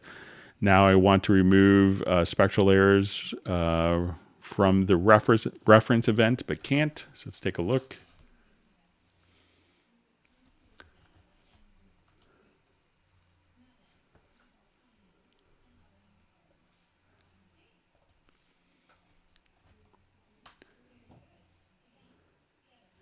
Okay, so I'll just go to my extensions here and let's take this particular file.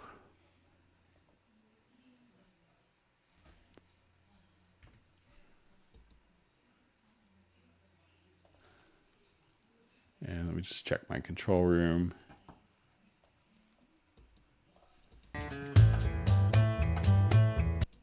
Okay, so let's take this and I will just do my spectral layers and I'll unmix it.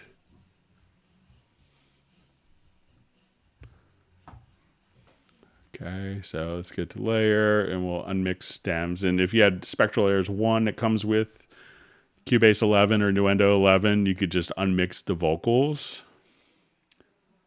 All right, so go watch the progress up here.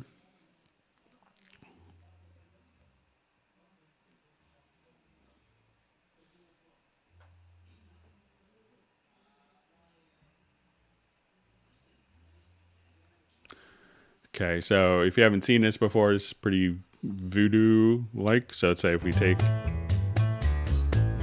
So I could just kind of take this 2-track mix here and just isolate the vocals.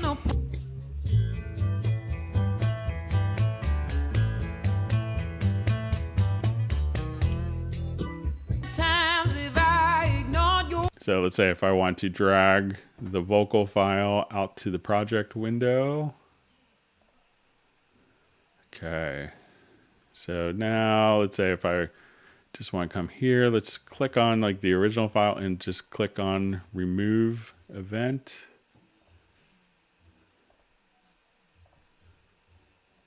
And now let's say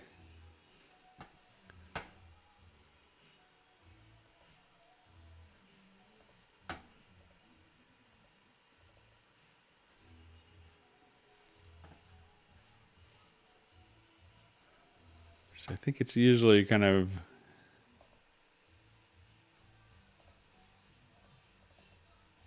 just to remove event. I know what some people have done, but I think that's really kind of the intention is, let me see if I select both of these and choose to remove event. So if you select both of them and click on remove event, then you could just go right back to where you were and go directly to the sample editor just for the vocal. So give that a try. So just try the remove event.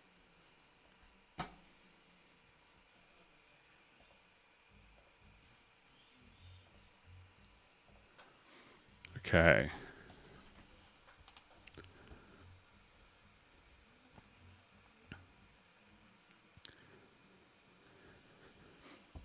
Okay, so we have a question. Can you route media bay through other outputs? So the media bay will go through the control room. So if you wanted to route your control room and the audio connections to different outputs, you could just kind of have it directly set here. So in your monitor setup, so if you wanted to have kind of an alternate monitor setup for auditioning different, loops or sounds, you could just switch to a different monitor configuration. So you could just say, okay, I want to just go to different monitors, and each of these monitors could be routed to different outputs.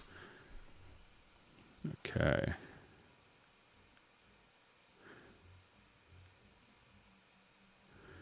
All right, so question, I know it's not a specific Cubase question, but can I make the most basic soundtrack using Cubase 11, like how to start, new to soundtracks here, tips and tricks are welcome. Thanks, Greg. So, if you're just kind of starting off, yeah, you could definitely do, if Cubase 11, will work for, the Hans Zimmers and Benjamin Wallfish and Harry Gregson Williams and, P&R, Toprox and Alan Silvestri. It'll probably work if you're starting off. So, if I wanted to come here, so say I'll do a new project and I just wanted to, if I was starting off, I could add a video track. So let me just import a quick video file. I'm sorry, I use the same video file all the time for those that watch the Hangouts a lot. So let's say I wanted to hit F8 and this will open up my video window. So at this point, if you wanted to do tempo mapping, you could say, okay, this is where we want our downbeat, and I want it to have a cue go to right here. And I wanted this to be 11 perfect measures, not 11.3. Or I want this to be 12 measures. So at this point, you could actually just come and use the time warp tool, and you could say, measure 12 should go right here. And that will just do different tempo changes for you. So you can say, okay, I need, measure 17 to end up here, and you could do different tempo assignments. So if you had to do, like, if you're just starting off and like, I have to have one sound that's just, you know, right, I hit one note and I could get something soundtracky, I would go to Pad Shop. So there's like all sorts of pretty amazing evolving sounds in there. I think I just got one of the new Pad Shop expansions. So like, you know, if you wanted to go through the Evo Elysium, so let's just pick one randomly here.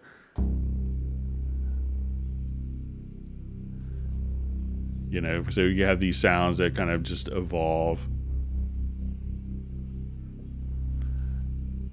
You know, and I'll just go through a couple.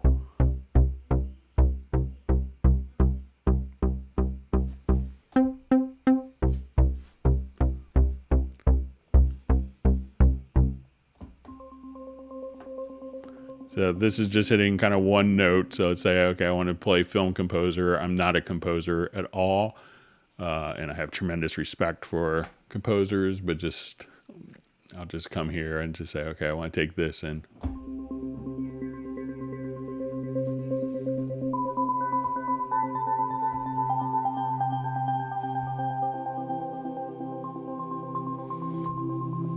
you know, I'll just take this out of loop record. So let's just say I wanted to come right here. So say I'll just put this into, I'll take the loop out. So I have my video and I want this to.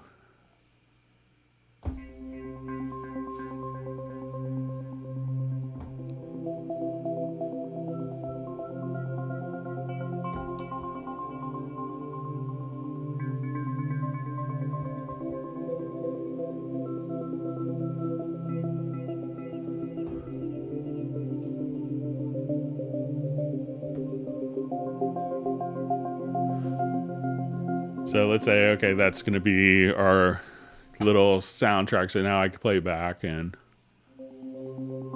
but if I wanted a note to happen like specifically at a particular moment in time, what you could do is place this into the transport and go to use video files edit. So just enable in the transport, use video files edit modes, and now you could just move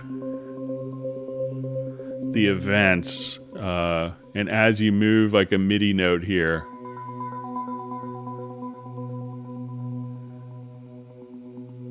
so I could just move that one particular note so it's coming right at the very beginning.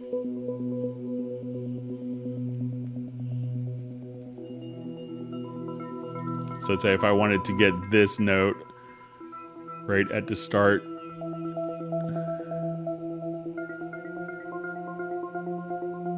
of a scene change, right where that we see the subway there, or the U-Bahn in Hamburg.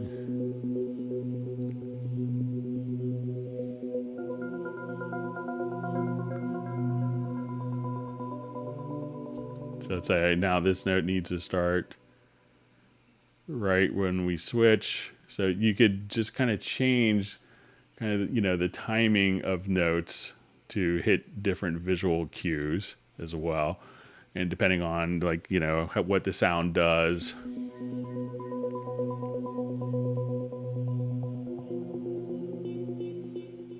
I'll just take it out of loop mode, sorry.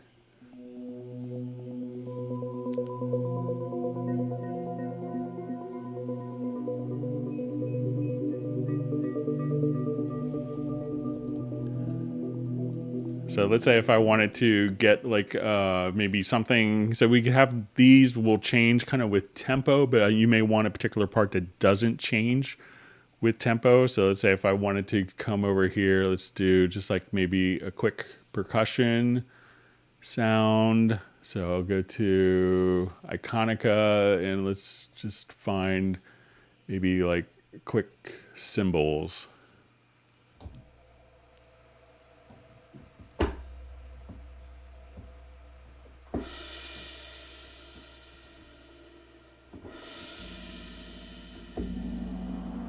So let's say I wanted that kind of gong sound. I think there will be a cloud here that comes up. So say as we were watching,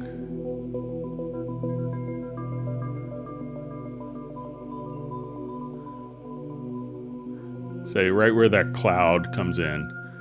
So I'm just going to come here and let's place this into record.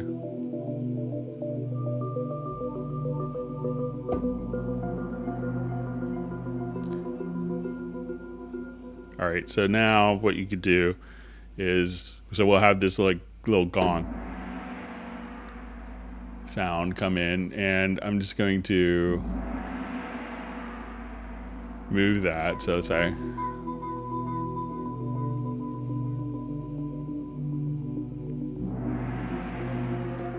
and I wanted that to come again directly at the same time as when the cloud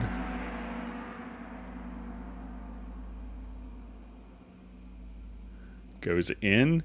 Now, sometimes you may have parts that, we talked about this a little earlier, some events that may, show up kind of, before or, where you don't want them to follow tempo changes. So let's say we do this, and now where that cloud comes in, we'll hear the little gong come in kind of right here at time.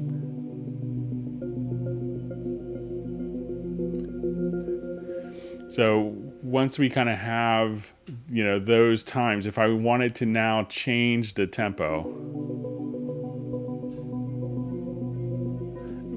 but I wanted that event to always occur, at this time we could just come here and place this into linear mode. And as my tempo changes, that sound would always come at the same point where that cloud kind of goes through.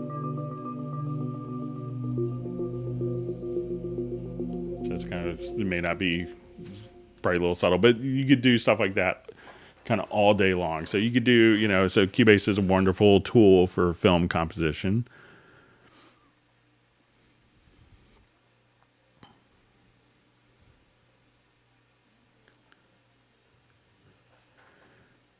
Okay.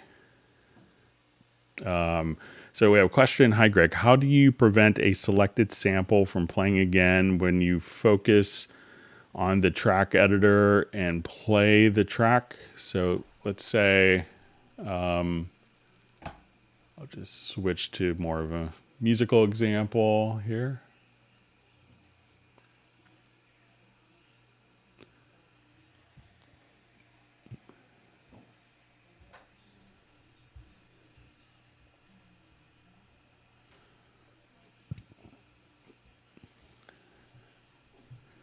Okay, so, all right, so how do you prevent a selected sample from playing again when you focus on the track editor and play the track? So I'm not sure if it's a sample, if it's a sample that's being triggered. This is from Joseph Swenson. If it's a sample that's being triggered from. Okay, so like if you have, let's say a sample, so it could be like, while you're in the editor, let's say if we're doing this, guess all along I was so naive. So say, okay, so say, so when you're, so if it's like in the middle of, let's say if it's just like one long note here. So I'm not sure if, so I'll just go ahead. Let's say I delete this. If this is kind of, so let's say if I come here and then I play again from the middle, and this note will sound like, even though it's starting here, I could be misunderstanding this. But if you wanted the sample to only start where it was triggered, you could go to the preferences, and I think it's under editing, MIDI, probably. We just,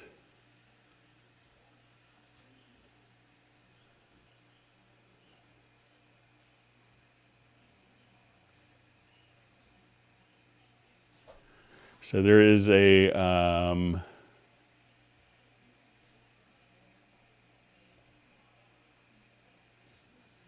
just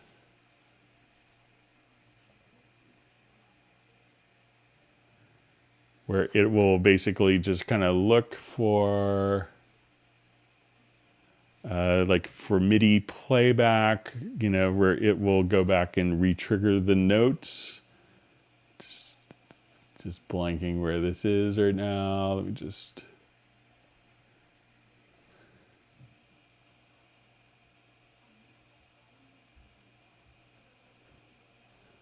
Maybe just under MIDI.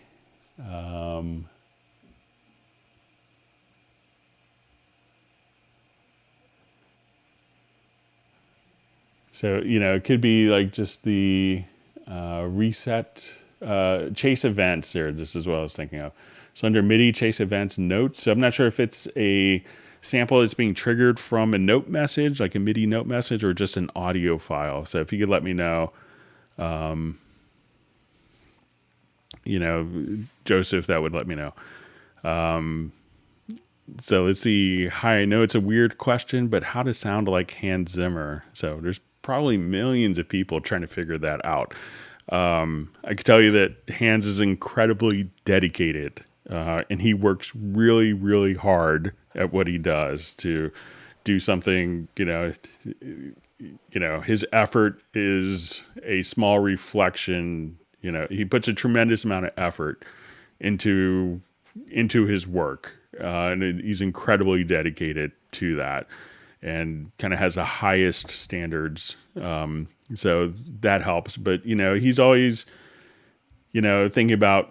I think you could watch a lot on. I think he has like one of the learn from the masters classes. But to me, it's always incredibly inspiring hanging out with him, and just because you talk about such interesting ideas, not necessarily mechanics of things, but concepts and ideas.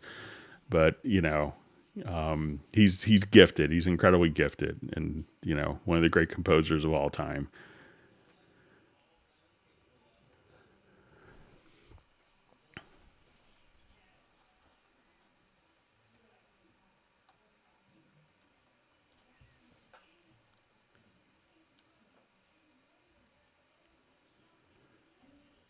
Okay, reading through different comments here.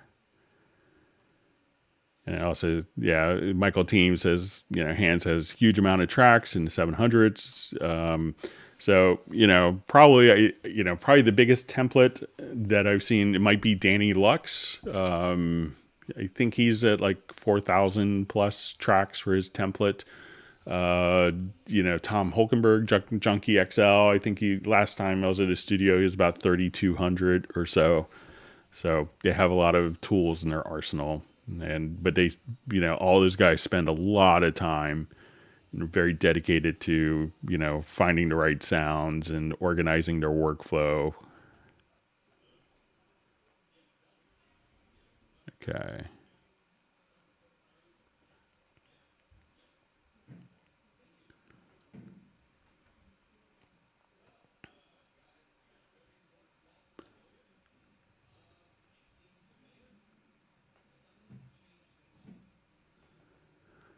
Okay, so I see Adele's time to give this video a like. Thank you.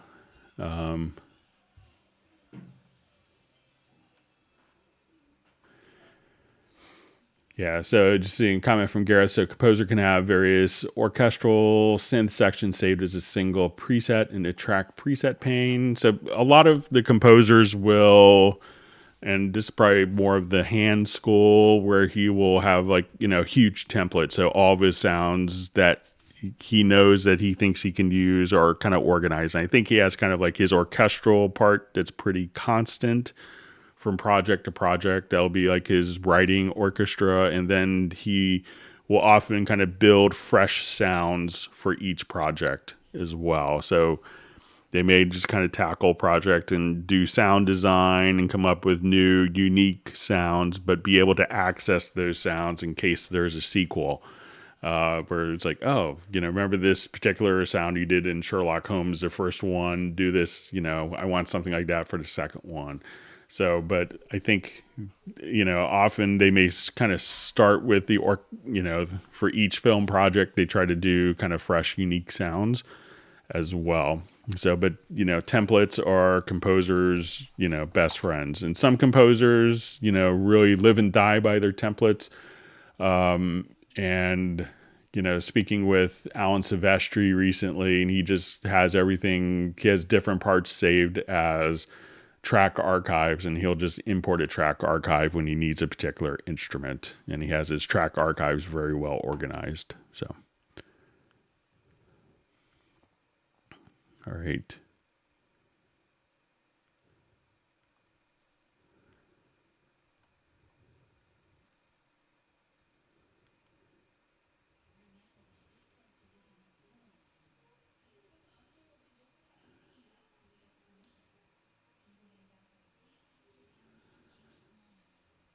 Okay, just seeing some great discussion. I never get to partake in, so.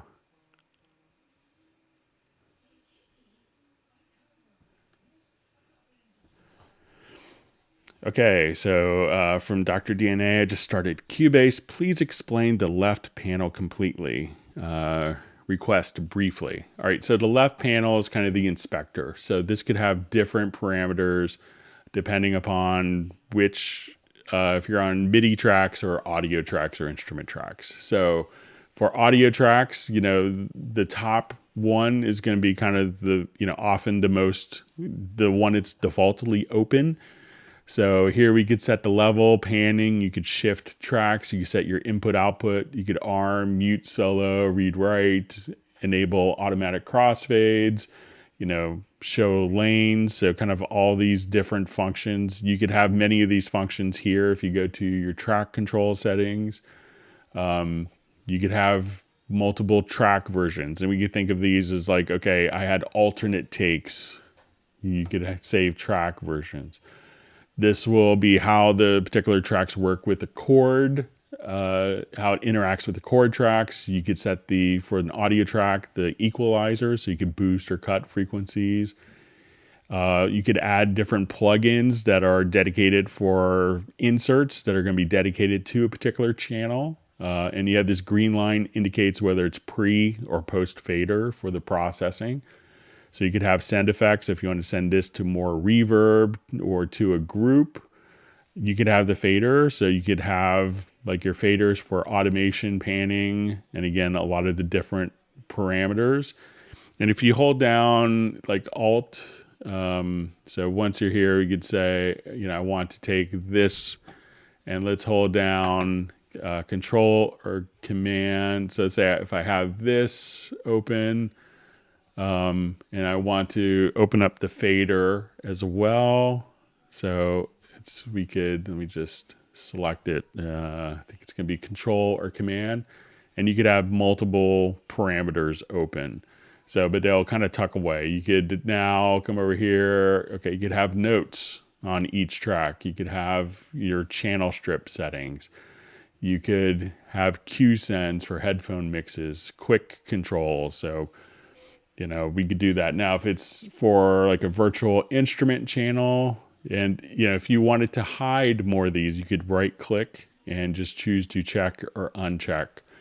So with instruments, again, you could, read, write, automation, record, enable, monitor, track, set your MIDI input, output, MIDI channel, track versions for kind of parallel versions, multiple versions, how it responds to chord tracks.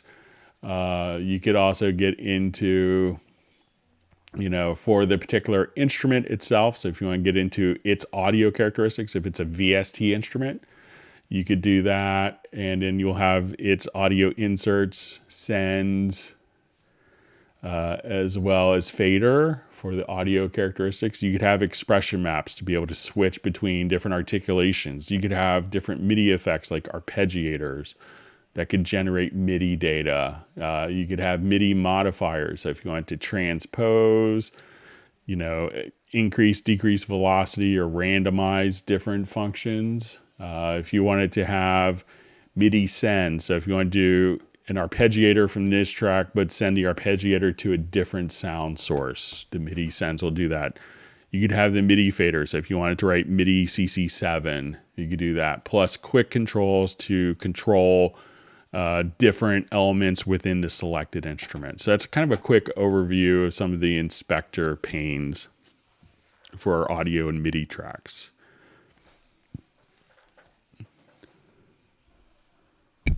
Okay, sorry for hitting my mic.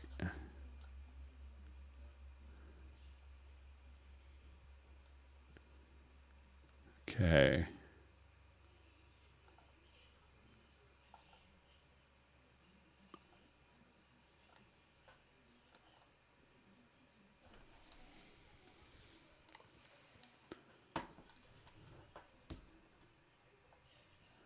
Okay, just reading through different comments.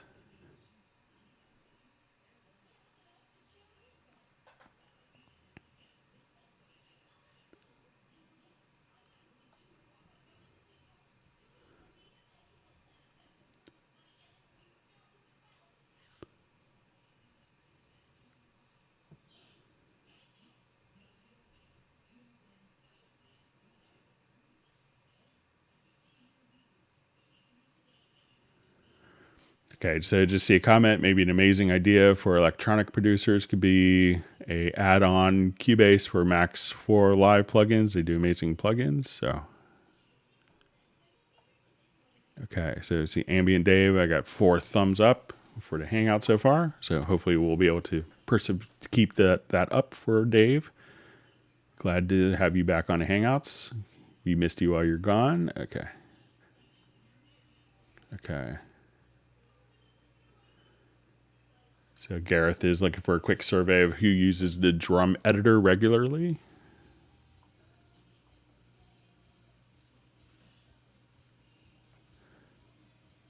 And I just see a comment from Gareth K. Music. It only works for Groove Agent and BB maps, so I hate it. So no, it doesn't. It's not limited to that at all. If they're referring to the drum editor, so.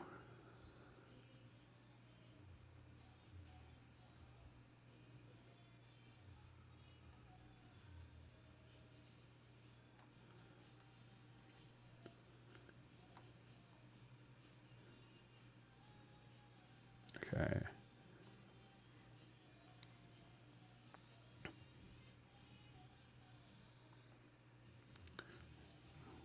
Okay, just.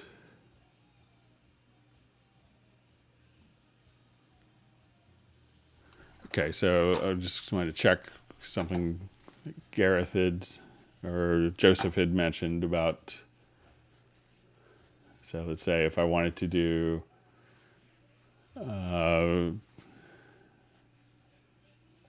about seeing multiple sources within the same editor.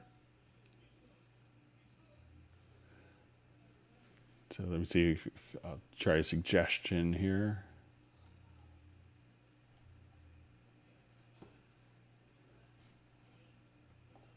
Okay, so I'm going to select the kick and let's say the snare.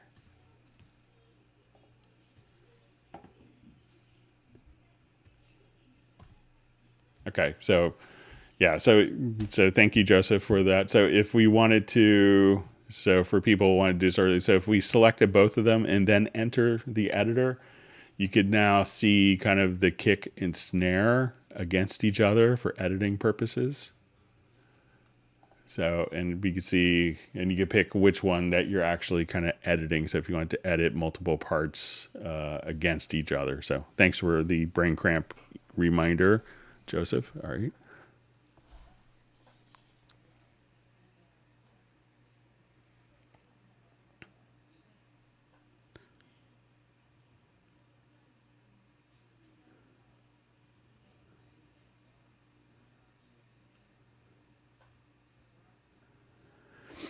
All right, so Greg, can you showcase what Reverence can do, the most untouched and underrated features? So a lot of people, Reverence is a convolution reverb.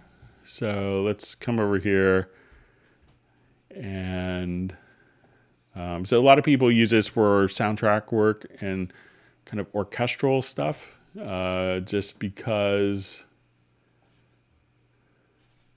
revert this just because, what it does, you have convolution reverbs and algorithmic reverbs. And convolution reverbs actually kind of use a sample as the basis for the reverb. So instead of trying to artificially recreate an environment, those different environments have been sampled to automatically take care of that. So we don't have to necessarily worry. So let's say if I wanted to come here,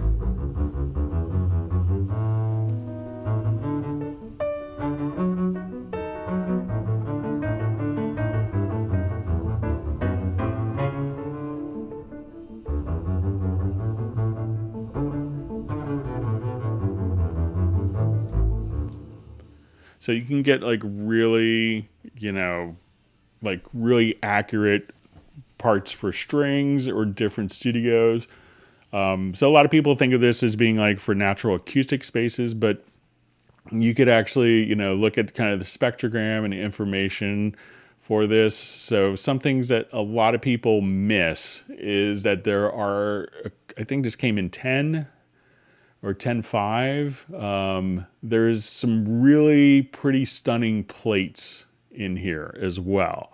So while a lot of people think of it as like a natural acoustic environment, you could think of it as just for doing like plate reverb impulses.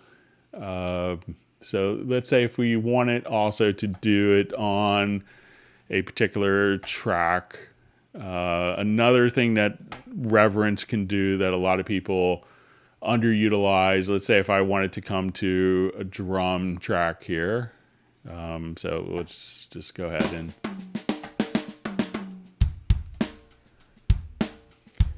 and I will just come right over here and I'll just add an effect send to this, and we'll add a reverence to Groove Agent here.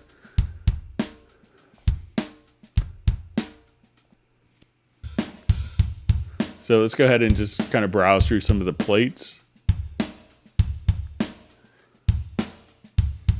just so you can kind of hear it a little bit. So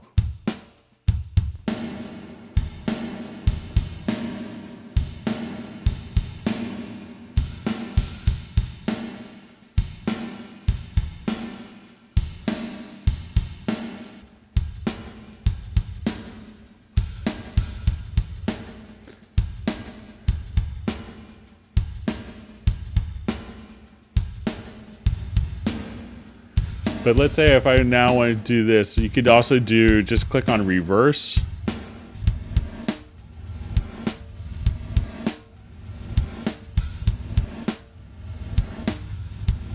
And you could just have a reverse reverb, kind of very easy with that. So listen to it kind of normal. And then let's just reverse that.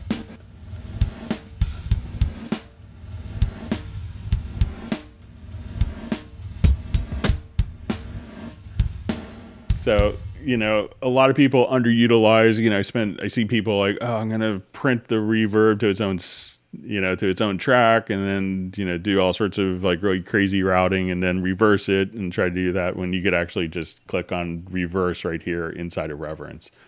So, definitely kind of play around and, find, you could import any IR file, any WAV file. So, there's lots of them kind of floating around online as well. So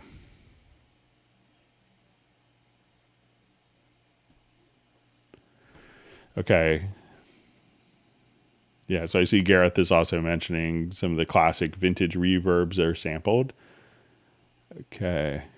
So we see from sub 403, is there a way to jump to a cycle marker and have that and have it loop that region, or just a different cycle marker and loop that region, etc.? All right, so let's say I will go back. Let's go back to our classical piece.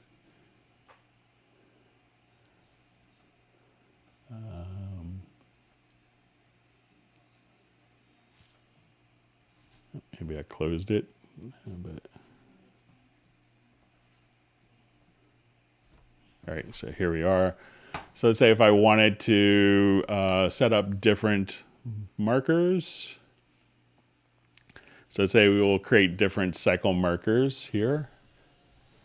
I'll just revert it rather. All right, so I'm going to set up quick cycle markers.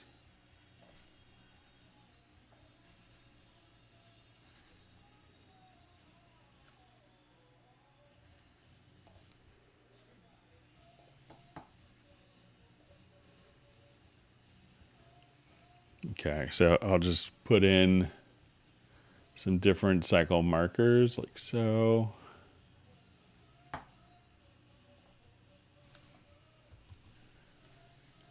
So I'll just put in a couple of cycle markers. Sorry, I'm going to turn down the TV. My son's watching some Disney show with some bad music in it. My luck, probably the composer of the Disney show is on the Hangout.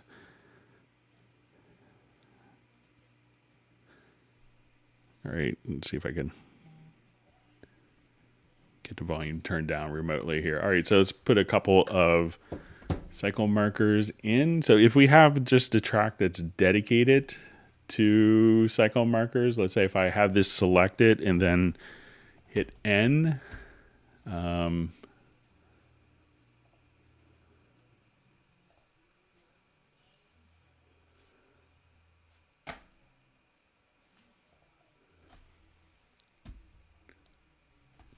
let's see if we could. All right, so there is, you could do this preference where you could say, so let's go to your Cubase preferences. I think it's under editing, project, and mix console, where you could say, let me just see if it's under editing. Okay, so you could say, there's a couple. So cycle.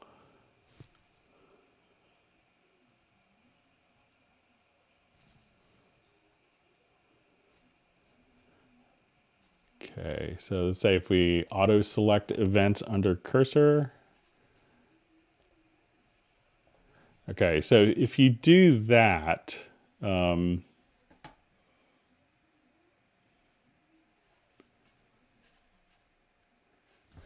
you know, you could just, so say if I turn this on, I wanted that to loop over and over again. You could just hit the letter P.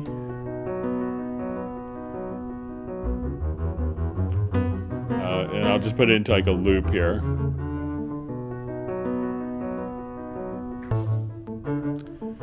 And now if I wanted to click here,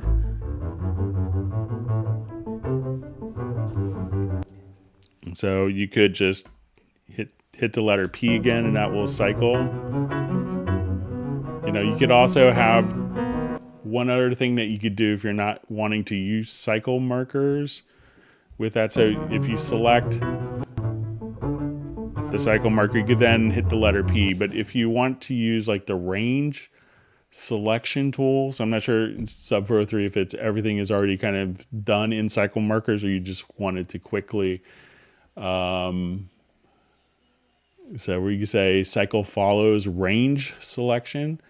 So if you wanted to just select that area there, you could do it, cycle follows a range selection. So say, okay, I want,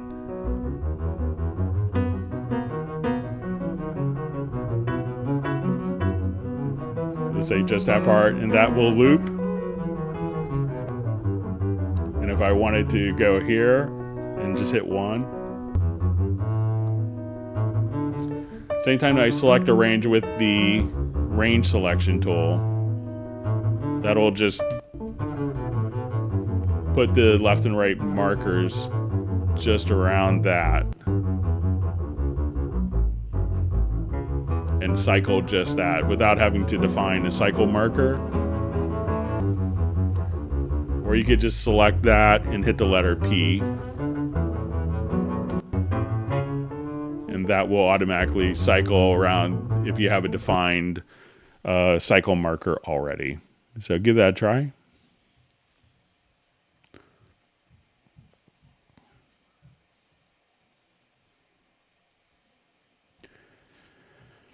Okay, I have Cubase 10.5 Pro, and I see videos where people right-click on an audio file for settings, but to me, nothing happens when I right-click, and I have to go to the Audio tab. How do I make that work? So you could, if you go to Preferences, under Tools, you could uncheck Show Toolbox on right-click, and now you could, as you right-click, you could see a number of different functions that will be set up right here. So when you right click, you get access your tools plus all of your different functions there. So once again, go to Preferences and uncheck Editing, Tools, and uncheck Show Toolbox on right click. And you could also toggle that behavior where you can see your toolbox, but if you hold down Control or Command, you could just simply, right click. You do that, hold down Control or Command, right click, and you could have access to all of your extended options as well.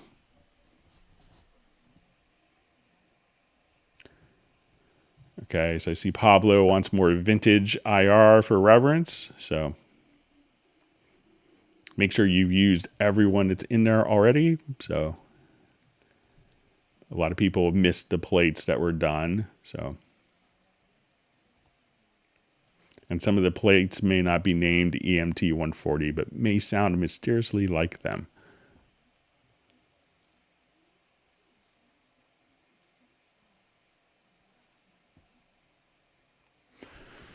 Okay, so we have a question. Is it possible to record multiple VSTI outputs without adding groups and audio track with input from a particular group? This is really odd in Cubase, but sometimes I have to create multiple groups. What a lot of people do is, when they come here, they have like a master group channel. And you could have everything kind of, often directly before the stereo bus. Then they'll just come like right here before this stereo bus and have just like a master group channel. So if you wanted to come here, we could say, okay, I wanted to, let's add a group track.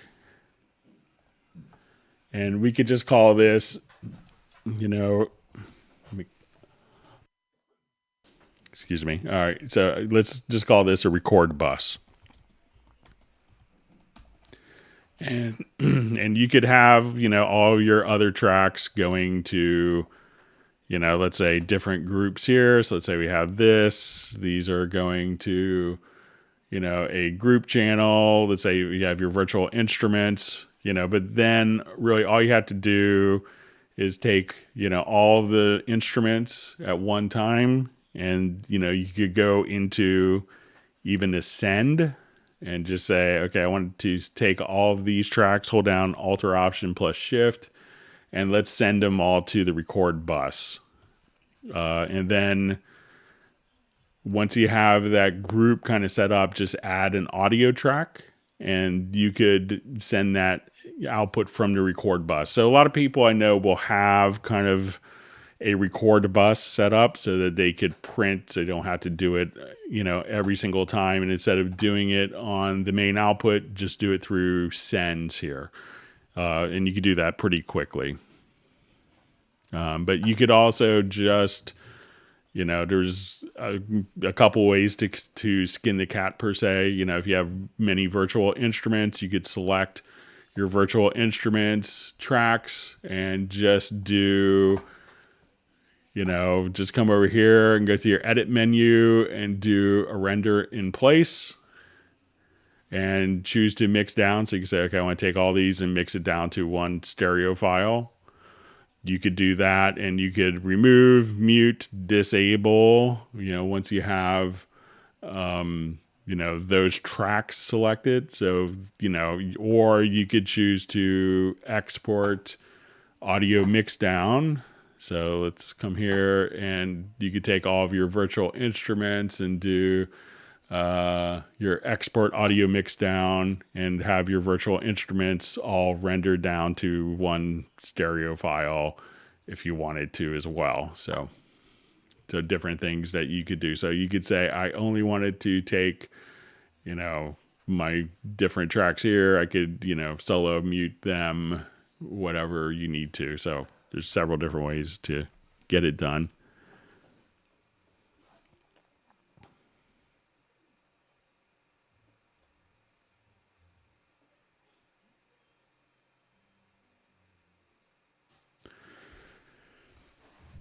Okay, it's a hi Greg. Best way to extend the last note of a guitar solo, time stretch, or direct offline processing. Excuse me. Let me just.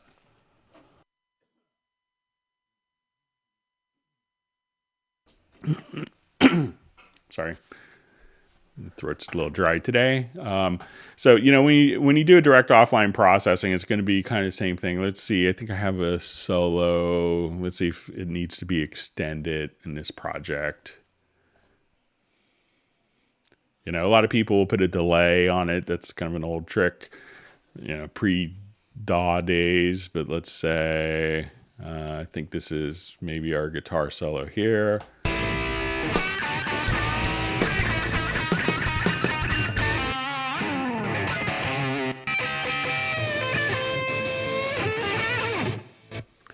So let's say if I just wanted to, come here, let's say we'll just listen to the end of this.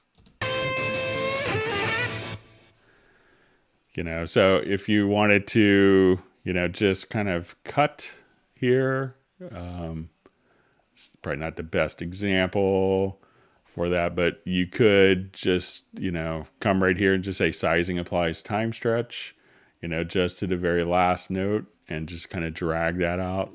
So if we're going to listen to that in context.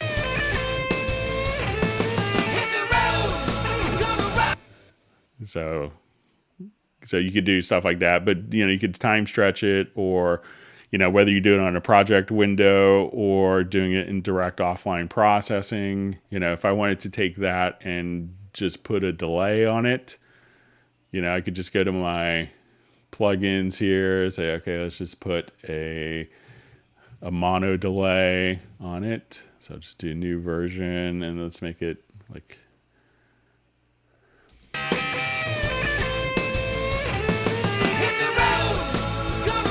And you could extend the tail. But, so you could, just do it either way. So a lot of people do, delays were kind of the classic trick when, the guitar player didn't have enough sustain or whatever you wanted to do. But you could just, as you work on, just taking that one little part and, dragging it out.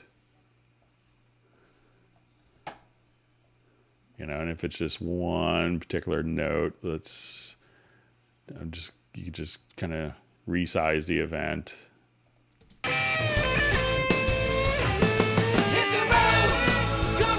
So depending, and edit it where musically appropriate.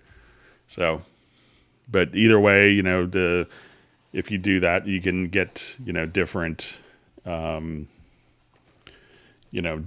different solutions there.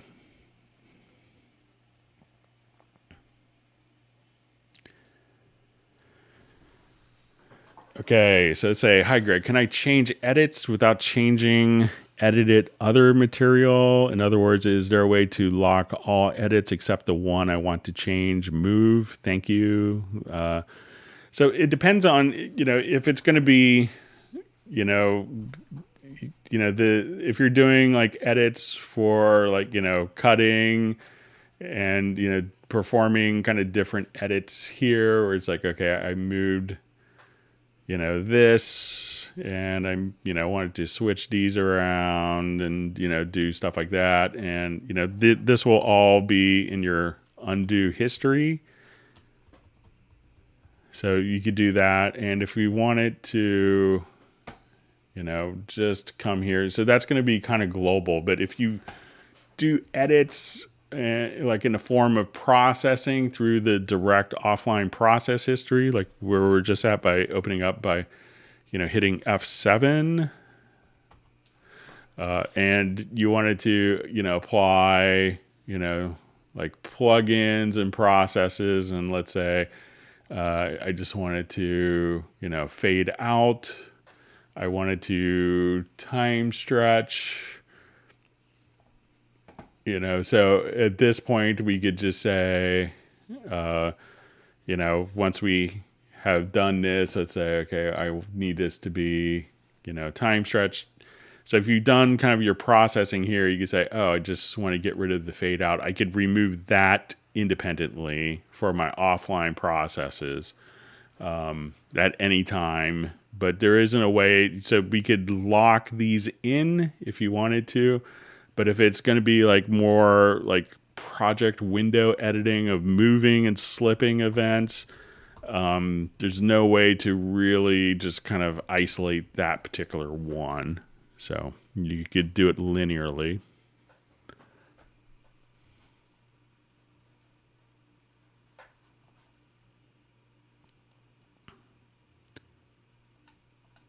Okay. All right, I think my timeline just jumped on me, so.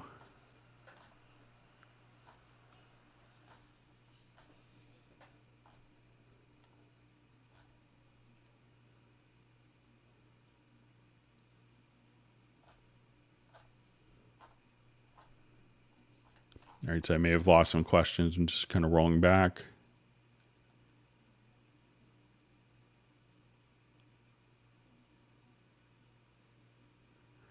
Okay, so I may have lost a couple questions. I apologize for that. So I just see a question from Neurotic Nexus. I don't want it to have names or events, but once I cut events, I find it difficult to see where an event is cut. Any way to make it more visible?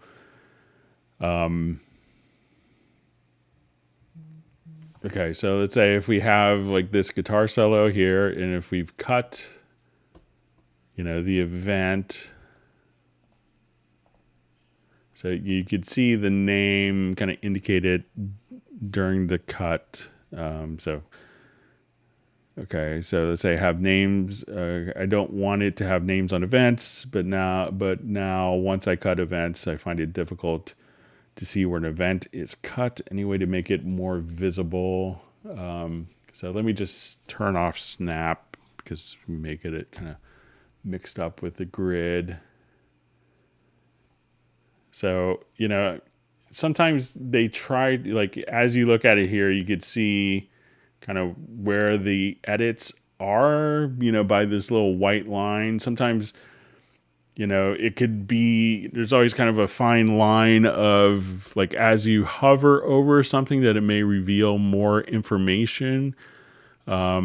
So like you can see like, that you don't see fade handles on everything because that could be a bit distracting. But as you hover over a particular event, that those fade handles will become visible. You could, like, even if you're here, one thing that may help is that I've seen some people do is under editing is to, select events under the cursor. So let's say, if I have that selected and I'm on this particular channel, that you could, so we look at the guitar solo.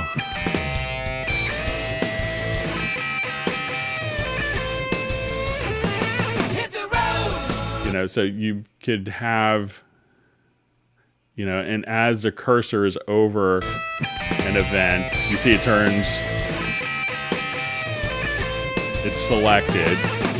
So I know some people will enable that preference for like editing situations like that so they could see exactly where cuts are. So maybe if that makes sense, give that a try under editing, auto select events under cursor, and that will only show up for tracks that are selected. So if I have this track selected here, and that's turned on. So, so that's maybe something you could do.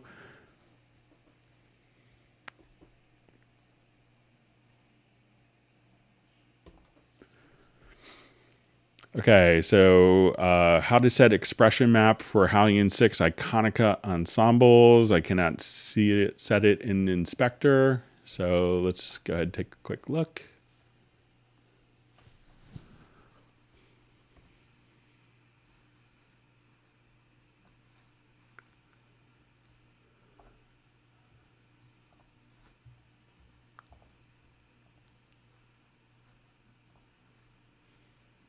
So one of the great things, if I'll show you in, we'll do it in Hallian 6 as well, just so it's consistent.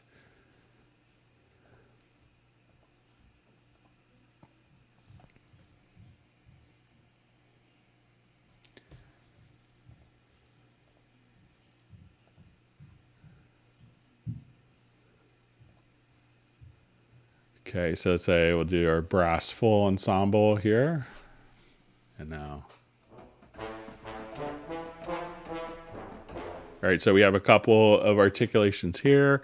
So all you have to do is, so let's say if we have, our event here. So let's say you go into like the editor page, you'll see expression maps. So you may have to have an event in your project, then go to expression map, and then you could just choose to import key switches, and that will automatically import the key switches for that particular instrument in Hallian.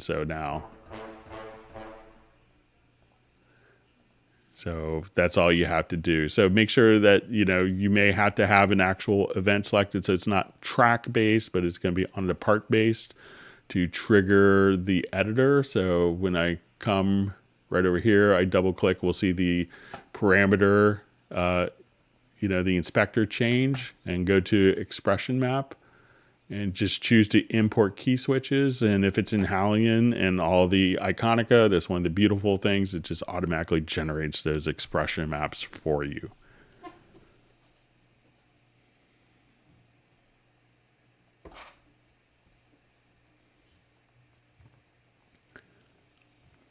Okay, so we have a question. Is it possible routing a voice track into a VST synth? Some instruments will allow you to do that. So let's say, so let's say I'll just have, all is love. Okay, so let's say I just want to take this particular sample, like this voice file. All is love. And what I want to do is come over here to, let's add an instrument track. And I think we could do it with Retrolog. So we could obviously sample directly into Hallian, but I'm going to activate a sidechain input. And let's say I want this coming from the vocal file. Okay. And then once we do that, we need to, think we will come over here, let's say,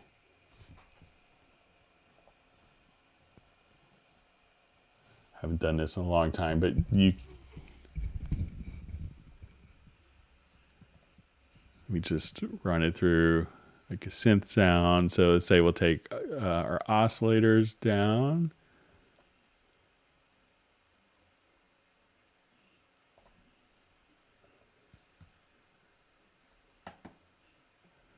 And okay, so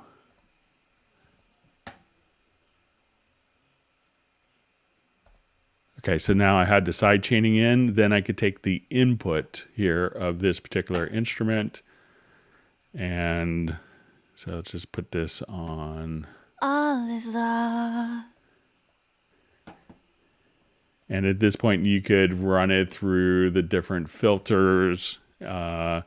So just kind of run that as kind of like a side chain input, and then you could run it in directly into some of your different filters here. So let's say, in light we light.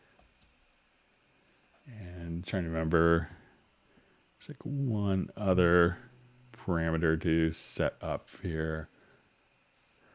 In light we light. So, but you can do it in Retrolog. So you can read up on kind of the side chaining into Retrolog.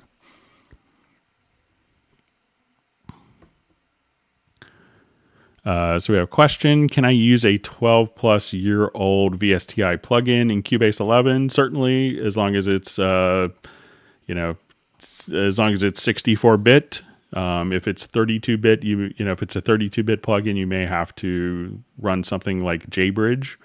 So, but you could just simply, if it's a 64-bit plugin, which did exist 12 years ago, it's no problem.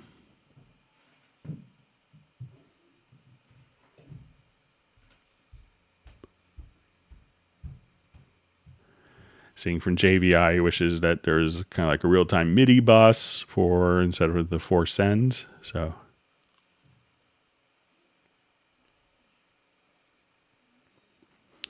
more JVI, if he's heard any more, if I've heard any more about a MIDI bus. So I haven't. So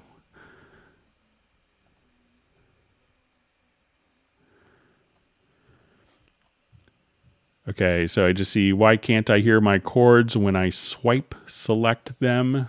So let's go out to like chord track.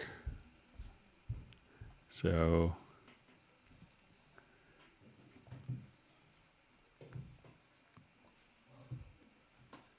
I'll just revert this project here.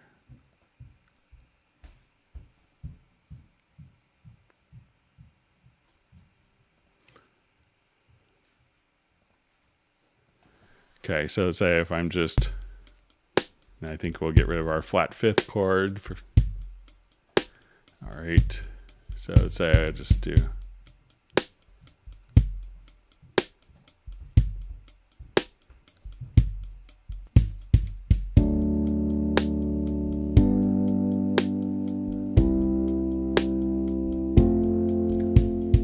Okay, so now as soon as we come over here, let's see. All right, so most of the time we have this kind of selected.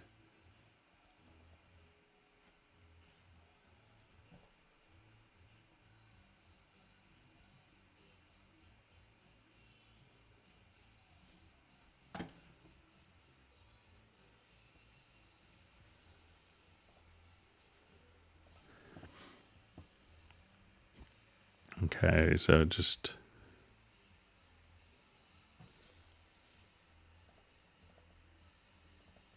So let's say if I come here, it's like I thought that we would hear.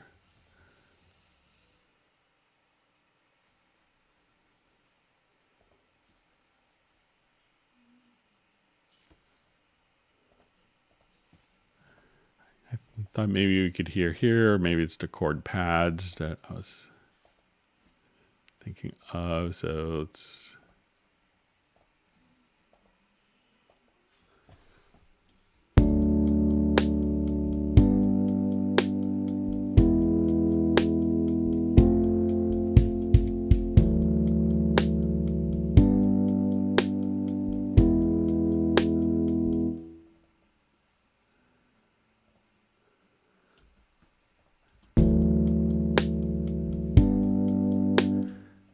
I thought that it might have sounded the chord, but let me just see if there's any preference. I may have disabled accidentally.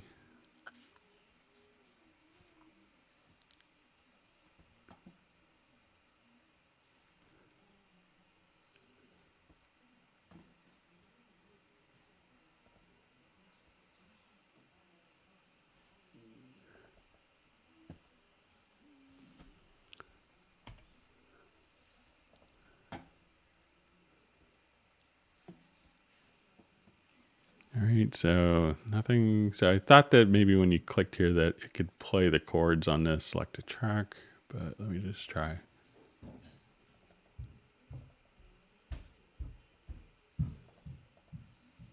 Yeah, so I'm not sure. Let's see.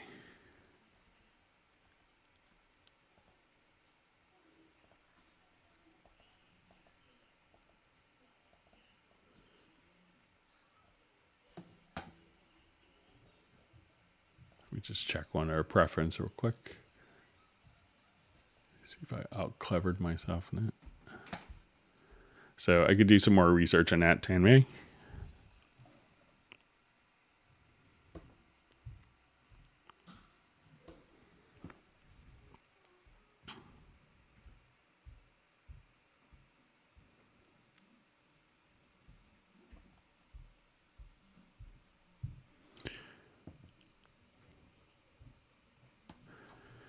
Okay, could you explain pre-fader versus post-fader in sidechain inputs on a compressor or multiband compressor?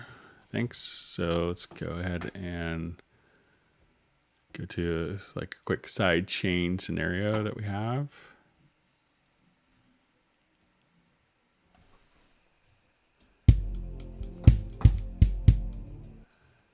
Okay, I'll activate this project here.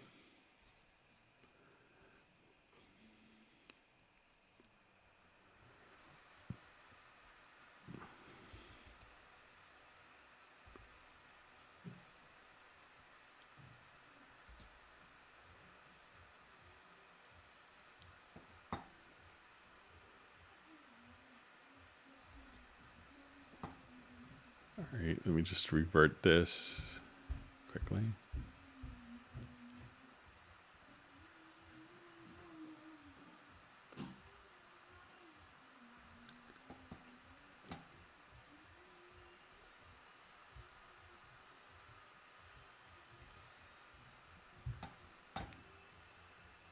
All right, sorry for killing everyone volume-wise. Okay, so let's say I wanted to sidechain compress this synth sound with the kick. So I will come right over here. And a lot of times when we do this, we could do it. So I'll go to the insert. So let's say I wanted to just go to the insert on this particular track. That's one of the built-in compressors. And we'll activate the sidechain. And we're going to set it to this particular kick. So now when we do this, we could have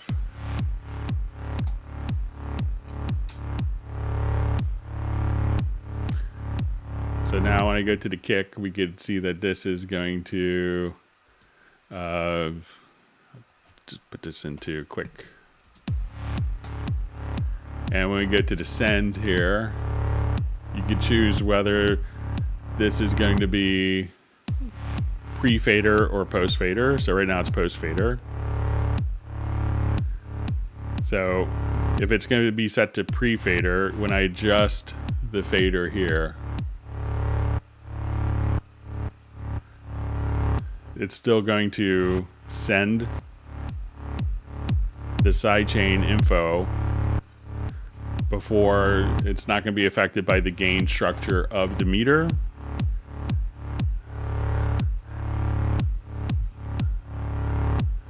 But again, if I wanted to move to post fader,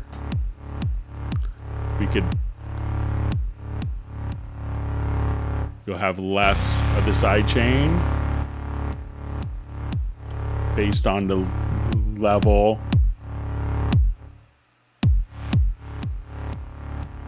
So you can have just a little bit of the side chain and kind of change the balance of how much the side chain is being affected by the volume, or if you want that to be completely independent, that's when you can set it to pre-fader.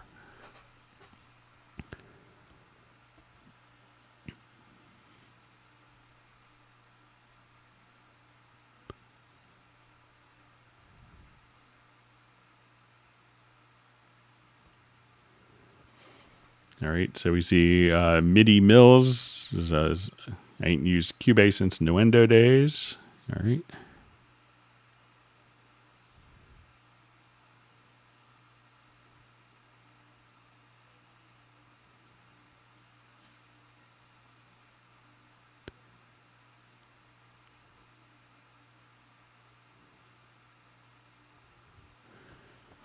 Okay, so I just see the new sampler track is dope, but why can't I load it in like whole songs? So if you mean like to take a whole song into it, so, you could, so I'm not sure if you wanted to take the whole sampler track and trigger it into different songs, or if you wanted to do different effects or just kind of playing it, but you could just take any audio file and just simply load it directly into sampler track.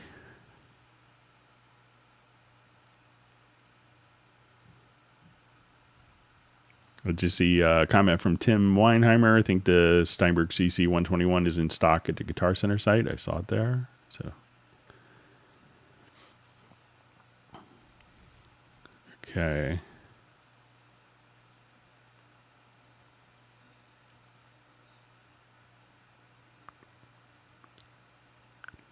All right, so I see Michael Team says hit the like button so I could get a raise. So you could always use more money. So, all right, good to see Jazz Dude made the hangout.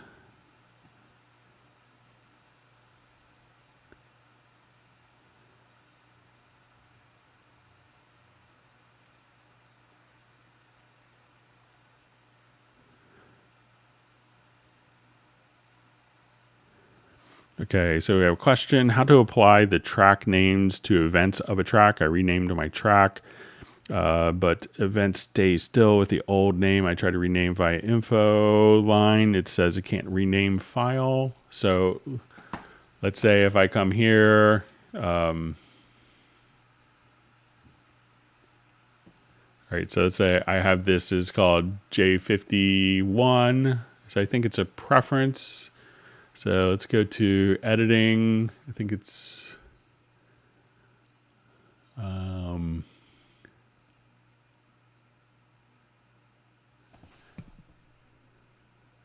okay, so thought that I think there's a preference for this. So there's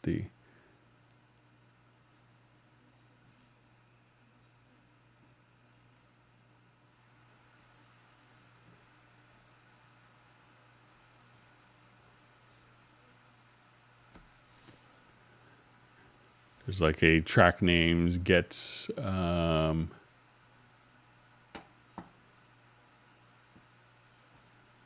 me see if I can find it here.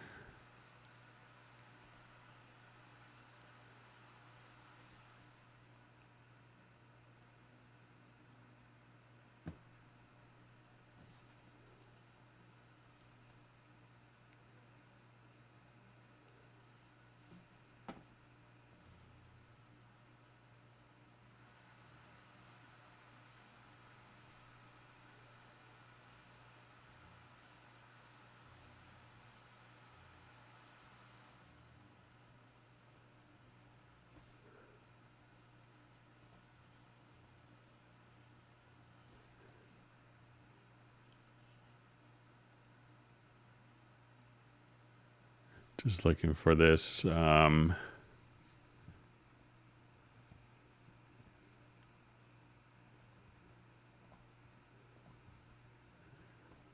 I'm pretty sure that there's a name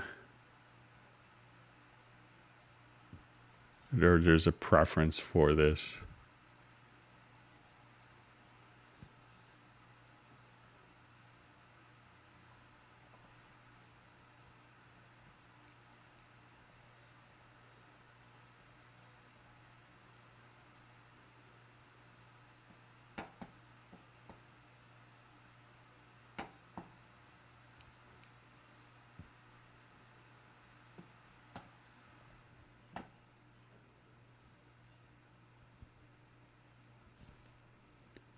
Look through here. Oh, parts get track names. Okay, so under editing, parts get track names. I probably read that over 3 times. Okay, so now when I hit apply, let's call this acoustic.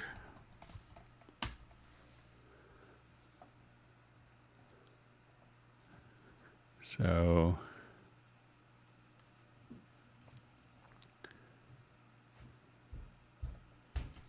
but I think you could also, if you hold down Control or Command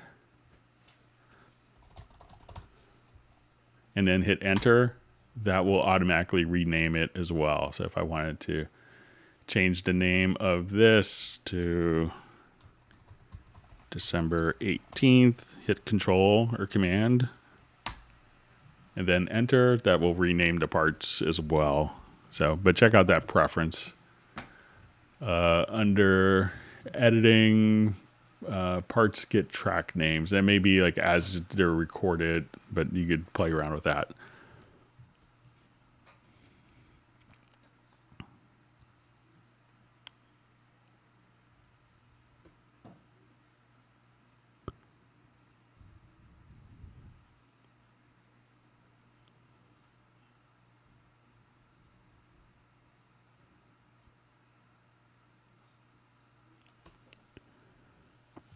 seeing other people liking Cubase Frequency 2 is awesome, and Tube Compressor.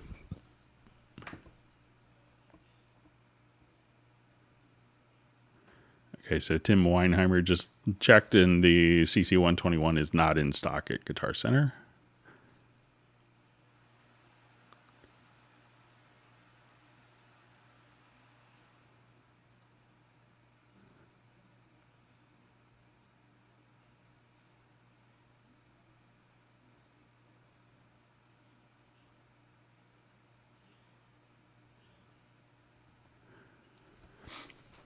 So question, why in Cubase ads everyone uses Mac like Dom, but in real life he uses Windows? I think Dom is I'm pretty sure he is a Mac guy. I think he does everything on his MacBook Pro. I think if you do a lot of tutorials, that the tools for doing like screen capturing on Windows aren't nearly as good. I think a lot of people use I know for a lot of mine, I use ScreenFlow, and there's no ScreenFlow on PC.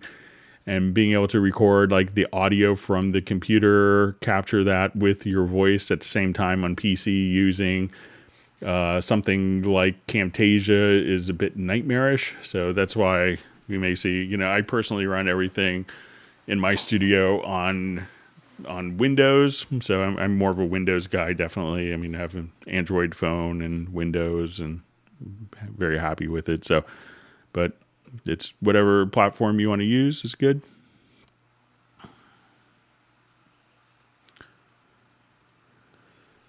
Okay, we have a question. How do I fix punch in and punch out when it stops working? So it works. When I've heard this question from people, is the only time I really hear it is when we actually, when someone has activated punch points. So sometimes people will, set the left and right locators. So let's say they set the left and right locators independently, but let's say there's a range selection, and let me just decouple that preference for the cycle follows range selection. All right, so let's say this is our punch point here, that this is our range. And what you could do is, if you have punch points activated, you can have the range be independent of the punch. So go to transport and go to punch points, and you can say set punch points to the selected range. So now when you hit I and O, you'll have these little red indicators here. And that is what would punch in just in that particular range. So if I wanted to just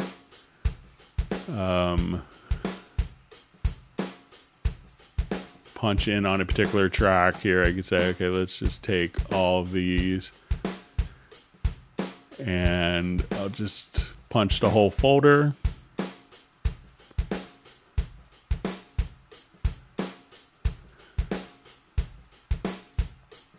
So at this point, you could just kind of, choose, I guess don't have inputs, but you could have kind of independent punch points. So if the, and I've also seen people that will set up a punch and they just don't hit I or O, and you can see this on a transport bar for punch in, punch out, where they set everything up for a punch, but they don't actually activate punch in, punch out. So I think that the punch ins work pretty, reliably. So, but check it out just to make sure that you don't have punch points and that you have the punch in, punch out actually activated.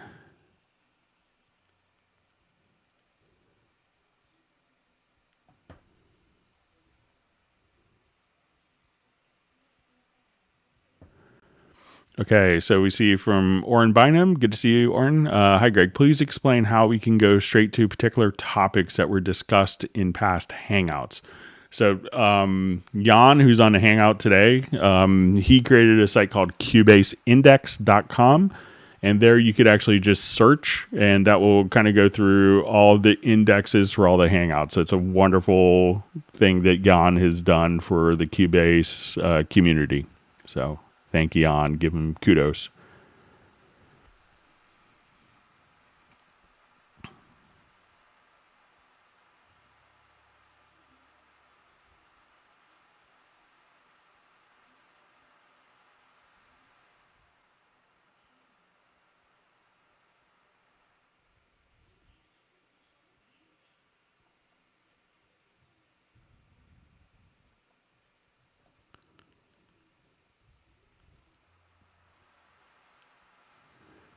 Okay, just seeing some more discussion of renaming events. Okay.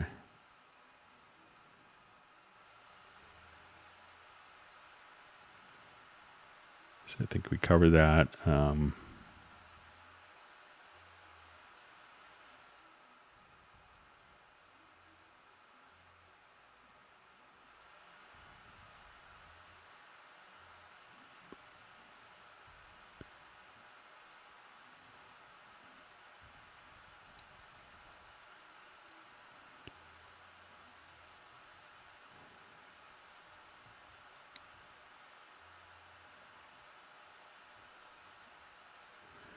Okay, so I just see, I don't know if it's comment, but control room to separate headphones and monitor volume. So, if you, so if you wanted to, you could go to within a control room. So if you wanted to have headphones in your control room, what you could do is, let's say if you go to your audio connections, we will come over here. Let's get to the control room, and you could add a headphone bus.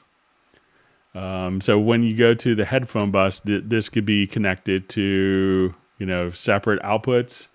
And then you could have an independent headphone volume for the control room that's independent of the control room volume.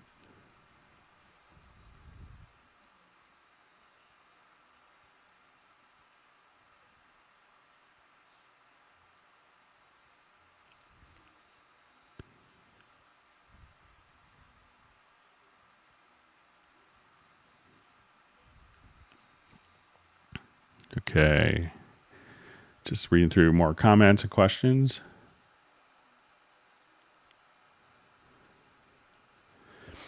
So Greg, is there a way to set value to default when double clicking instead of command click? So I think you'd want, if you double click on items, that's often for selecting or, like more for selection tasks with using computers. So I think the control or command click is a good choice to set it to default values.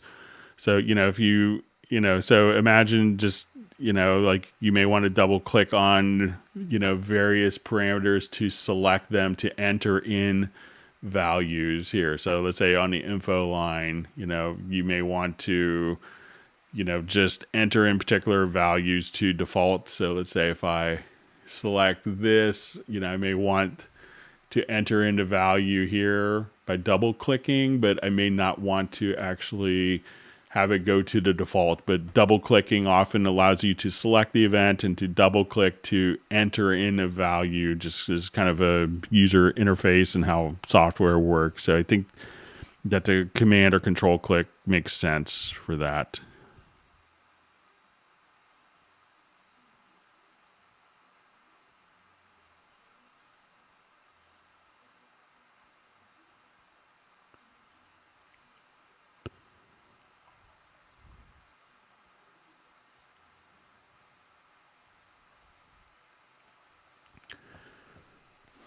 Okay, hey Greg, how can I do a gated sidechain reverb or delay with third-party plugins? I only want the delay verb in the open spaces. So really, you could do kind of the same process.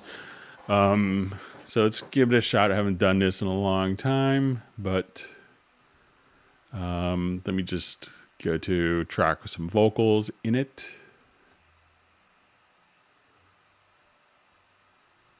So, not every, so sometimes people will put in like a compressor and gate the compressor before like the reverb return channel. So I'm going to just double click on, I'm going to duplicate my vocal channel here. All right. So let's say we're going to have two vocal channels and I wanted this one to have a delay on it. So I will just kind of come right over here. So let's just put a delay.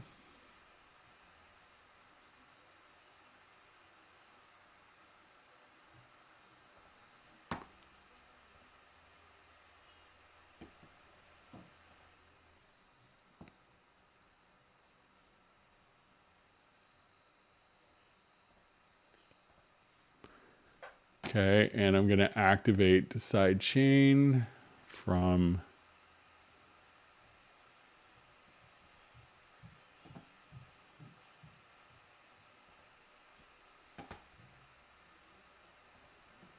okay, so let's see if I haven't done this in a couple of years. We played our records into the night.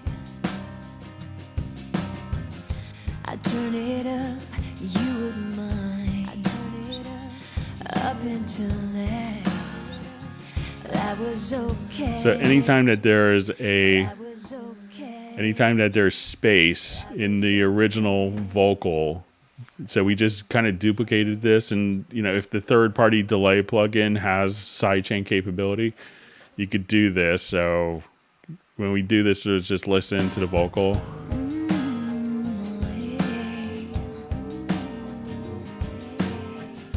We played our records into the night. We played our records into the night. I turn it up, you wouldn't mind. So as soon as there's space in the vocals, this one kicks in. That was okay. Guess all along I was so naive. Now you're packing boxes, ready to leave. Our musical. So that way, the delay is only kind of really kicking in when this track is not on. So you can play around with that, but the same process could work. Also, if you wanted to do it, with, with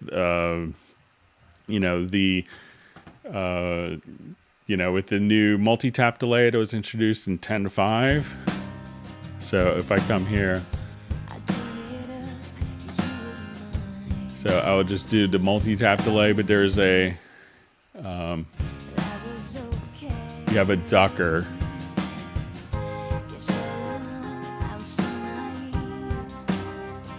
So there is a kind of a ducker function directly in here, which will allow you to kind of get the same type of effect.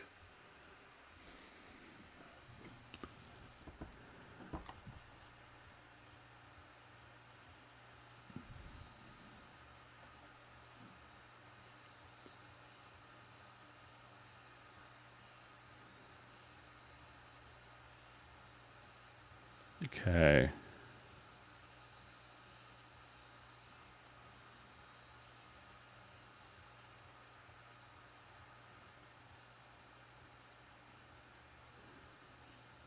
Okay, just reading through some comments here, and I know we had some questions that were sent in.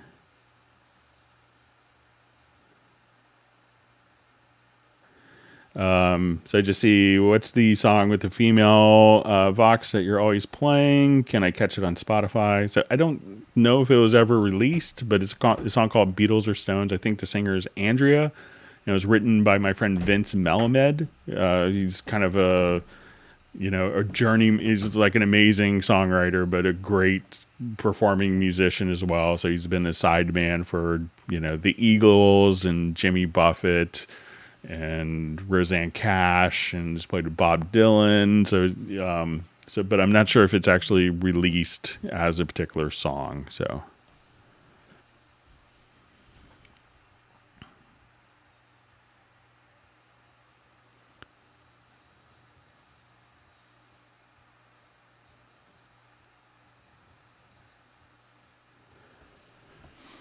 Okay, so just saying from Joseph, and it's probably maybe one of our earlier topics about media view. Hi, Greg. It's in the media view when previewing samples. You drag the sample into the track and play it. The sample in the media preview plays as well. What does select?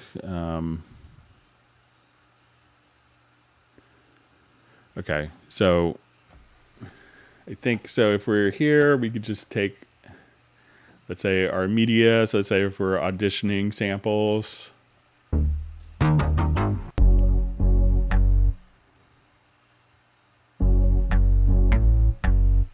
Okay, so I think I understand what he's indicating. So let's say if I drag this, all right, so let's say I'll just add a quick stereo audio file here. So let's say as we go on, so let's say I'm playing this here. Okay. Okay, so let's say I drag it to the file here. And as we play, so, but it could be that, this may just continue to play. So if you hit, shift plus, let's say if I'm here, if it's a long sample, but I think it hits shift plus the 0 in the numeric keypad.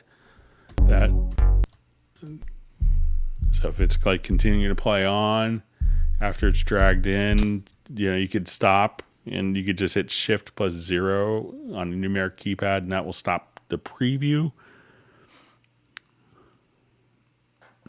Okay.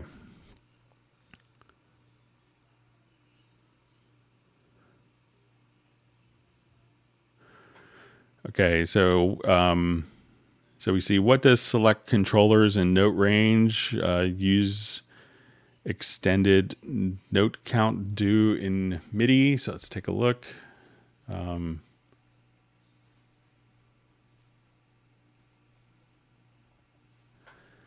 Okay, so let's say if I have some string parts here, and let's say I just had some modulation data, and let's say some volume. Okay, and let's just, okay, so let's say we have this. Okay, so what does select controllers and note range do? So I think if I select these particular range of notes, so let me just make sure it's active.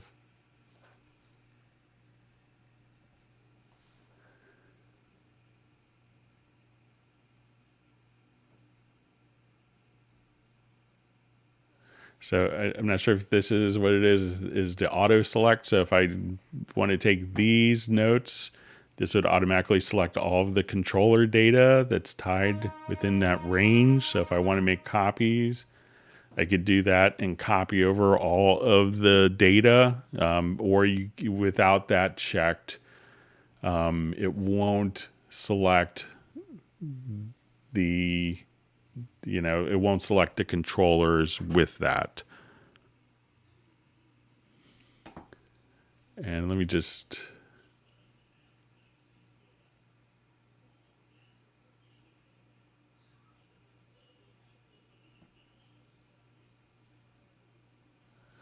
all right, so I'm not seeing where the, maybe if you could tell me, Tammy, where the extended note count in editing MIDI. So let's say if I go to,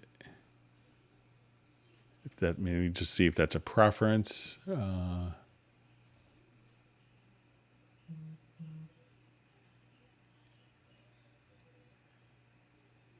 Okay, so it's this particular preference here. So let's take a look.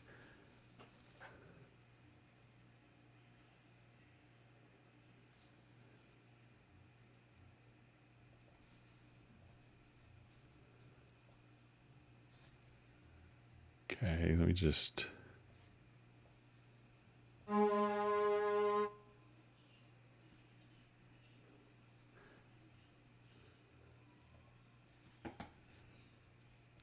Okay, I'm not sure exactly what that preference is doing kind of off the top of my head, but I'll do some research on it for our next hangout.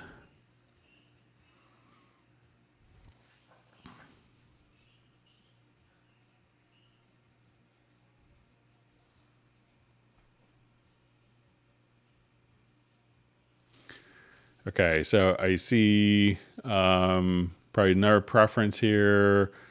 Just a quick Cubase preference, the split MIDI controllers. All right, so let's say I had a MIDI part here going on.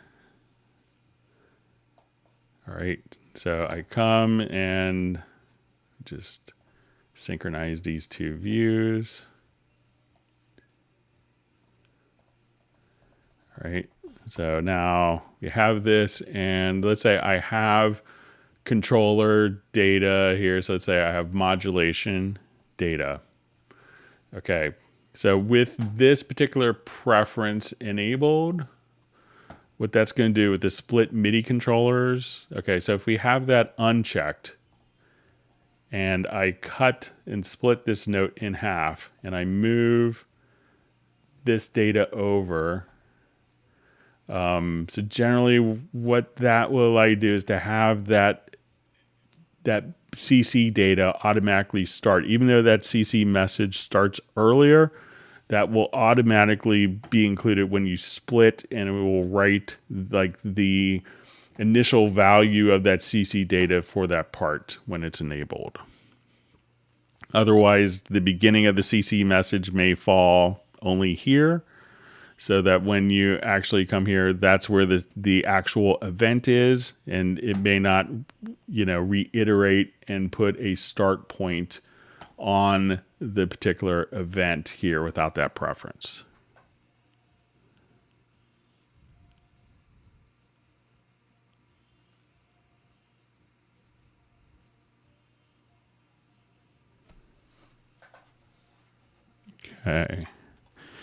Okay, so I just see question. I have a piezo mic at my feet to monitor my tapping. Can I use it as a signal to trigger a VST bass drum live, i.e. not by converting hit points to MIDI, etc., maybe some kind of side chaining? So not really, but what you could do is take, if you have a sustain pedal for your foot controller, you could, come over here. So let's say if you have like a MIDI track, you could go to the input transformer and you could tell it to automatically take your sustain pedal information. So let's say type is going to be equal to controller, and let's say value 1 is set to controller value 64. And I want this to transform that into like a MIDI note message. So we could, just come right over here. So let's say, type is set to fixed value note, and I want that note value 1 to be set to a fixed value of C1. So even though it's a piezo mic, you could hook it up into, a drum trigger device and do that. But this would allow you to take like a $6 sustain pedal, connect it to your controller, and anytime that you hit the sustain pedal, it will generate a MIDI C1 note. So it will kind of, like, if you wanted to tap with your foot, you could do it with like a sustain pedal as well. All right, so we had some questions that were mailed in. So let's go ahead and take a look at some of those. All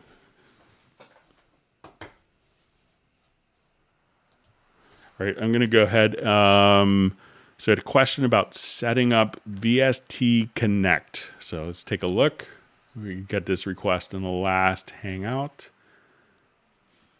All right, so this is kind of ideal for pandemic times. So we could come right over here to I'll open up this project. So VST Connect is going to allow you to do remote recording. Let me grab my bass. Bear with me just a second.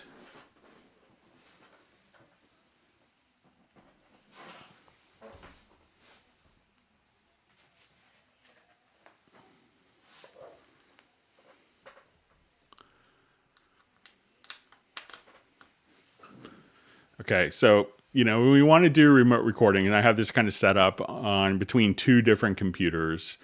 It's really kind of the only way I could kind of show it in this context. But let's go ahead and take a quick look. So I'm going to open up, to start off with, you could do this, you get 2 channels free with Cubase, but we have our VST Connect Pro, and you could just start off with doing a create VST Connect. So I've kind of done that for my part. And what you want to do is to be able to connect with someone, and you could look for based on their My Steinberg account, but you could also just kind of have a code that's kind of generated as well. So I'm going to log in from my other computer.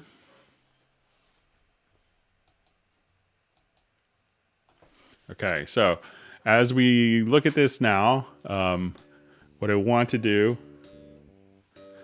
Okay, so I hear what I want to do is we could see the other person on the webcam. You could communicate with them via the talkback microphone in a control room. So this will kind of set up your control room. And what we want to do is, let's say I want it to have a drum track that's playing.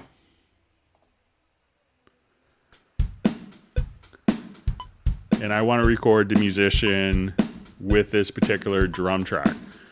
So what we need to do is, by the time we actually communicate with this particular musician, we need to, if we want their audio to be heard, and we want this drum to go to them, we want to right click and make sure that, you have, the cue sends active.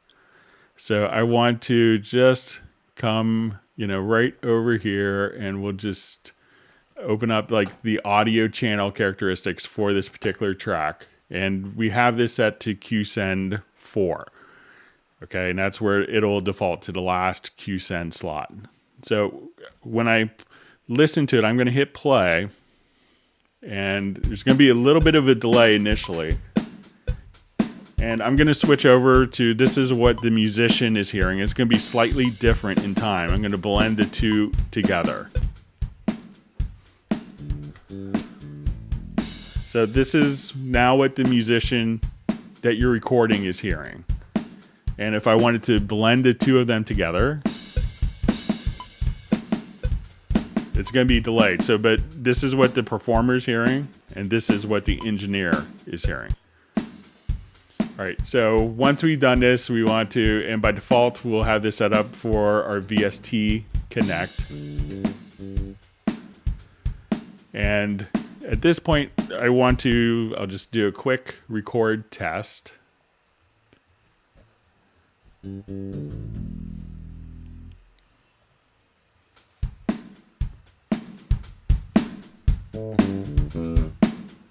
right, so just hit record.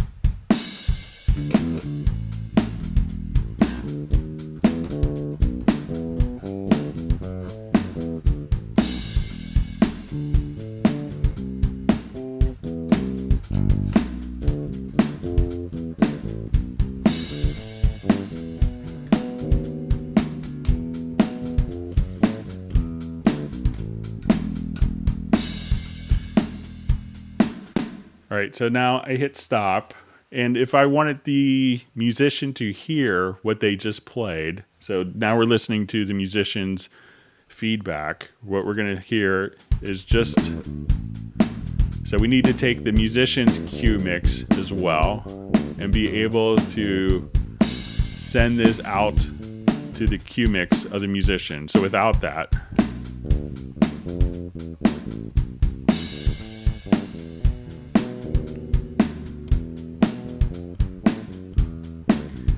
now, if the person you're recording doesn't really have a good sense of what they're doing with their audio interface, you could come directly over here and you could set up, you could look for your users, your different friends. You could see kind of the input, but you'll have different settings. So you could actually control their latency, the video upstream, which input is being used. So, and once we have this kind of all set up, we could see the different recordings that we've done here. And at this point, we could just choose, the get HD files, and that will transfer. If you had the VST Connect Pro, we could take the full resolution files and be able to transfer those in. So, the tricky thing is just starting off with, VST Connect SE. You want to just create the VST Connect SE. That will give you the tracks, send it out through the control room, then the plugins will automatically be added. And you could communicate with them via TalkBack, just like if they're in the recording room and you're in the control room. And you could just record that person remotely. All right, so let's move on to another question. All right, I'm going to turn my bass off here real quick. So if you wanted to record people remotely in different locations, VST Connect's a great way to do it. And the difference between SE and Pro is Pro, you could do MIDI recording. You could work within a local network and do up to 16 tracks at once.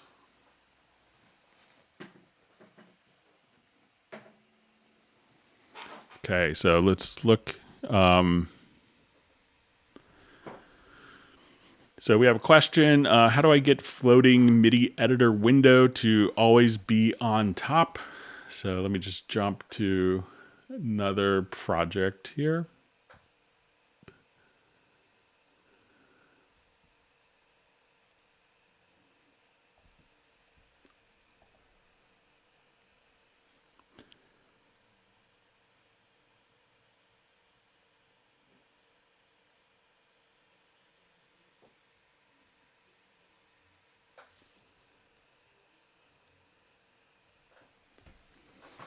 Okay. So I think that, the intention is that it's going to be kind of a dedicated floating window when it's going to be separate. So I don't think that this could be in always in top mode. So because many times you're going to have stuff that needs to go over it. So when it's in a different window, so if you kind of want to work, and I haven't gotten a really great explanation as to why, but a lot of times if you always want the MIDI window to be visible, you could do the editing in the lower zone and be able to have that always be visible with, and kind of function always on top mode. But I'll mention that again. All right, so I see question, can unlimited text for the labels underneath the faders be activated? So I believe this works differently on Mac or PC. So, at some point, you may have to adjust kind of the length. So I think in the Mac version, you could have multiple, like 2 columns. That was in the PC version briefly, but didn't make it into 11. I think it was in like 10.51 and not 10.52. But I'll kind of bring that to the attention again. Okay, when I close a project with Mix Console on my second monitor, why does it not return to the second monitor when I reload that project? So I tested this on my personal studio, and it seemed like it could be, the Mix Console window seemed to stay where it was when the project was last saved.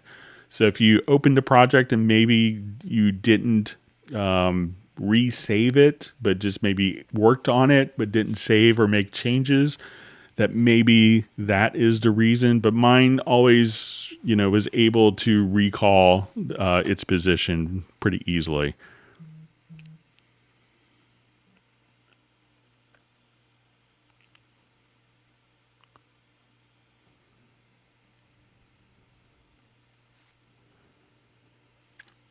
Okay. Okay, so we kind of covered this one already during the Hangout.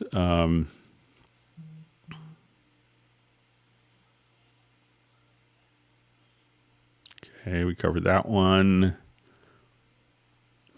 Okay, so we have a question. I'm having an issue with audio not playing back in spectral layers when I'm working at 48K. Is this normal? Is this something Is there something would recommend to fix this? So I had spectral layers playing, all sorts of different sample rates, and there's no problem. But I would just wonder if maybe the audio interface is perhaps in a different, is in a different sample rate, and maybe it's not changing. Sometimes some programs will send a message to the audio interface to switch to sample rate. So you may have to manually change the sample rate in your particular audio interface and see if that makes a difference.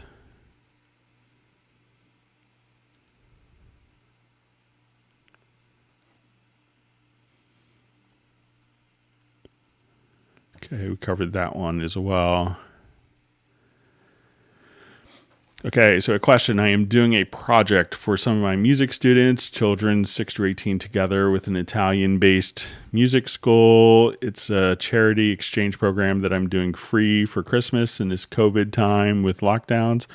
I have circa 30 videos and I'm expecting more. All the students, children recorded their part on a phone with an in-ear metronome at 66 BPM. With Corona, this was the only way of getting the files. I'm in a process of extracting the audio files from the phones. However, all these phones are not very accurate with time, and the children even less so. How can I line 30 plus audio files with slightly different internal clocks to fix predetermined BPM of 66 BPM? Basically, I would like to do the tempo detection and then flatten the parts to 66 BPM. Exactly. Usually when I do a tempo detection, I get many points just above and under 66 BPM. It looks like a scatter plot graph. How can I flatten all the files to 66 BPM exactly? So, once you do the tempo detection, if you wanted to, make all the files conform, so there's a couple of ways to approach this. One would be, I would kind of take a lot of, the first thing I would approach that would be the easiest, that may just kind of do the trick for something like this, might be just using the auto alignment capabilities. So if they're kind of in the ballpark and they're kind of, creative, let's say, I think, being able to utilize the audio alignment. So let's say in this example, we may have, some different files. Let me just switch my control room back real quick. Make sure I didn't mess it up when okay. So I would try to, we could see like these vocal files aren't aligned. So I would select one that's kind of, you listen to it and see if it's okay, use that as a reference, and then select the other files just as target files, and then just choose to align the audio, and that may get you there. If it's too far out to make that happen, I would take, these particular files, drag them all out to here, drag it out linearly, do a tempo detection of each file, so that the tempo can be distinct in time. So you do a tempo detection of this one, this one, this one. You see the tempo information under. At that point, I would select all of the files and go to your audio menu and just choose under advanced, set definition from tempo. And then once you have the set definition from tempo, they will all kind of conform to tempo. It'll be like a tempo parasite, if you will. So once you kind of do that, then kind of just, line them up, kind of maybe starting at the same point, And I think that would maybe do it. So even if the tempo looks like, is like really off, that could be the way that, Cubase would rectify the timing situation a little better for you. So that's how I would approach it.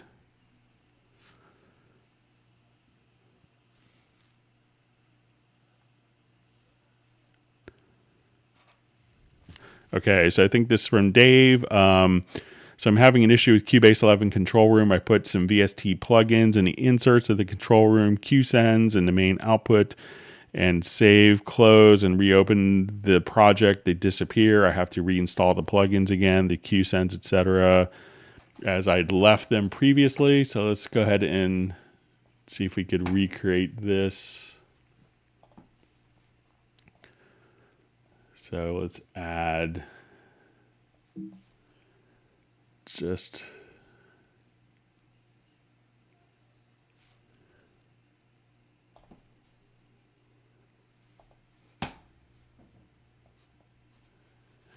okay. So let's say if I have, plugins here. So let's say I have just a bit of EQ, and I'll go to different Q mixes here. So let's just take this up and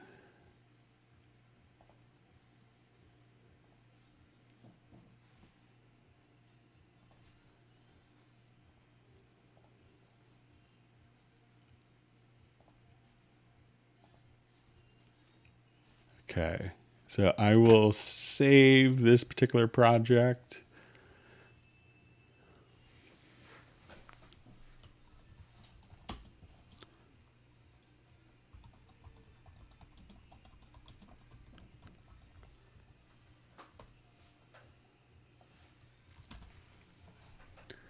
Okay, and close the project. All right, and let me just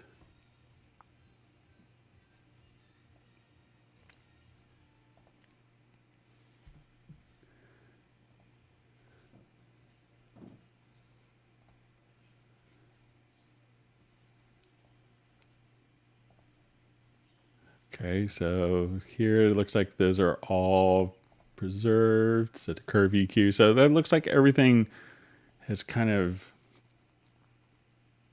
stuck as expected. So I see my EQ 601.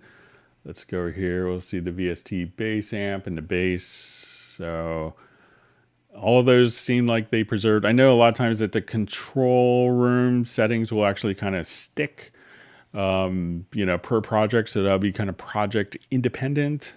But if you have a particular project that you're noticing that, Dave, you could send it to me at Club Cubase at steinberg.de.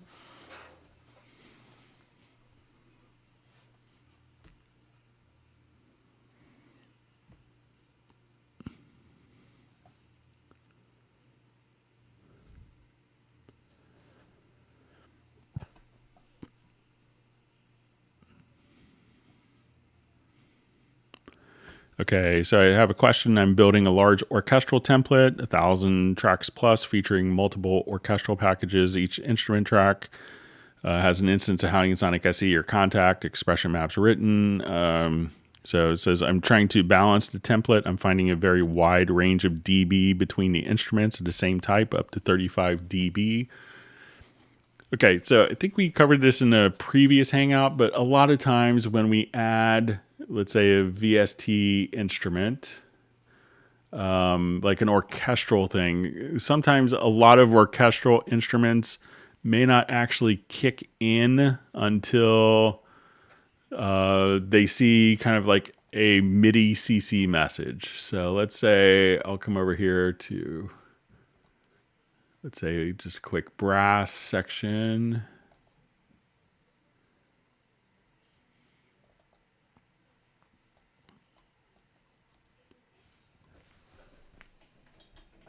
All right, so let's say if I wanted to. So as I play this, we'll just say, you may not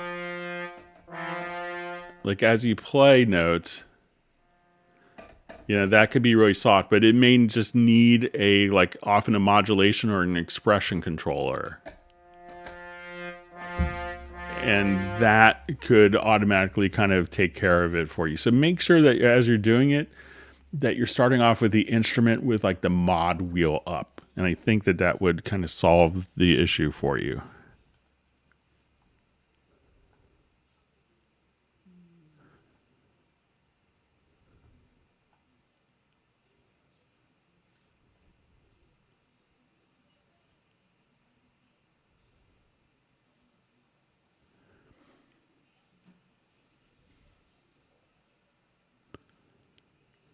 Okay, so we had some questions about Media Bay. Yesterday, some strange things happened while I was hitting the stars to favorite a sample. The sample disappeared. I had to do a search again to find it.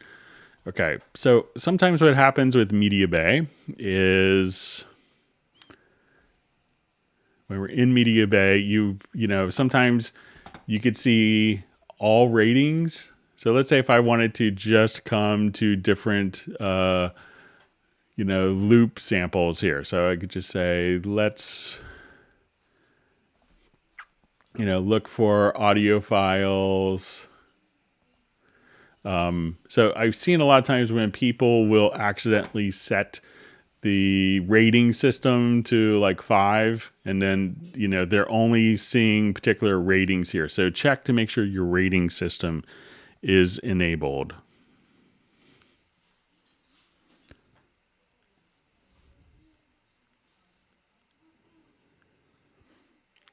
Okay, so it says the other thing that happened, I had to align beats to project mode off, but every time I dragged or copied the sample to the project, it sounded very short while the sound from Media Bay player was stretched. So if you're dragging samples from Media Bay, you could have the align project here set up. And, once you have that's just for your Media Bay preview. So if you drag that in and it sounds different here, just try to make sure that you have musical mode turned off. So that's just the align beats is so that, if you're starting on beat 2, if when you hit that it'll play back in the same beat as this, but you could just but when you drag it in, it's going to be independent and set it to musical mode.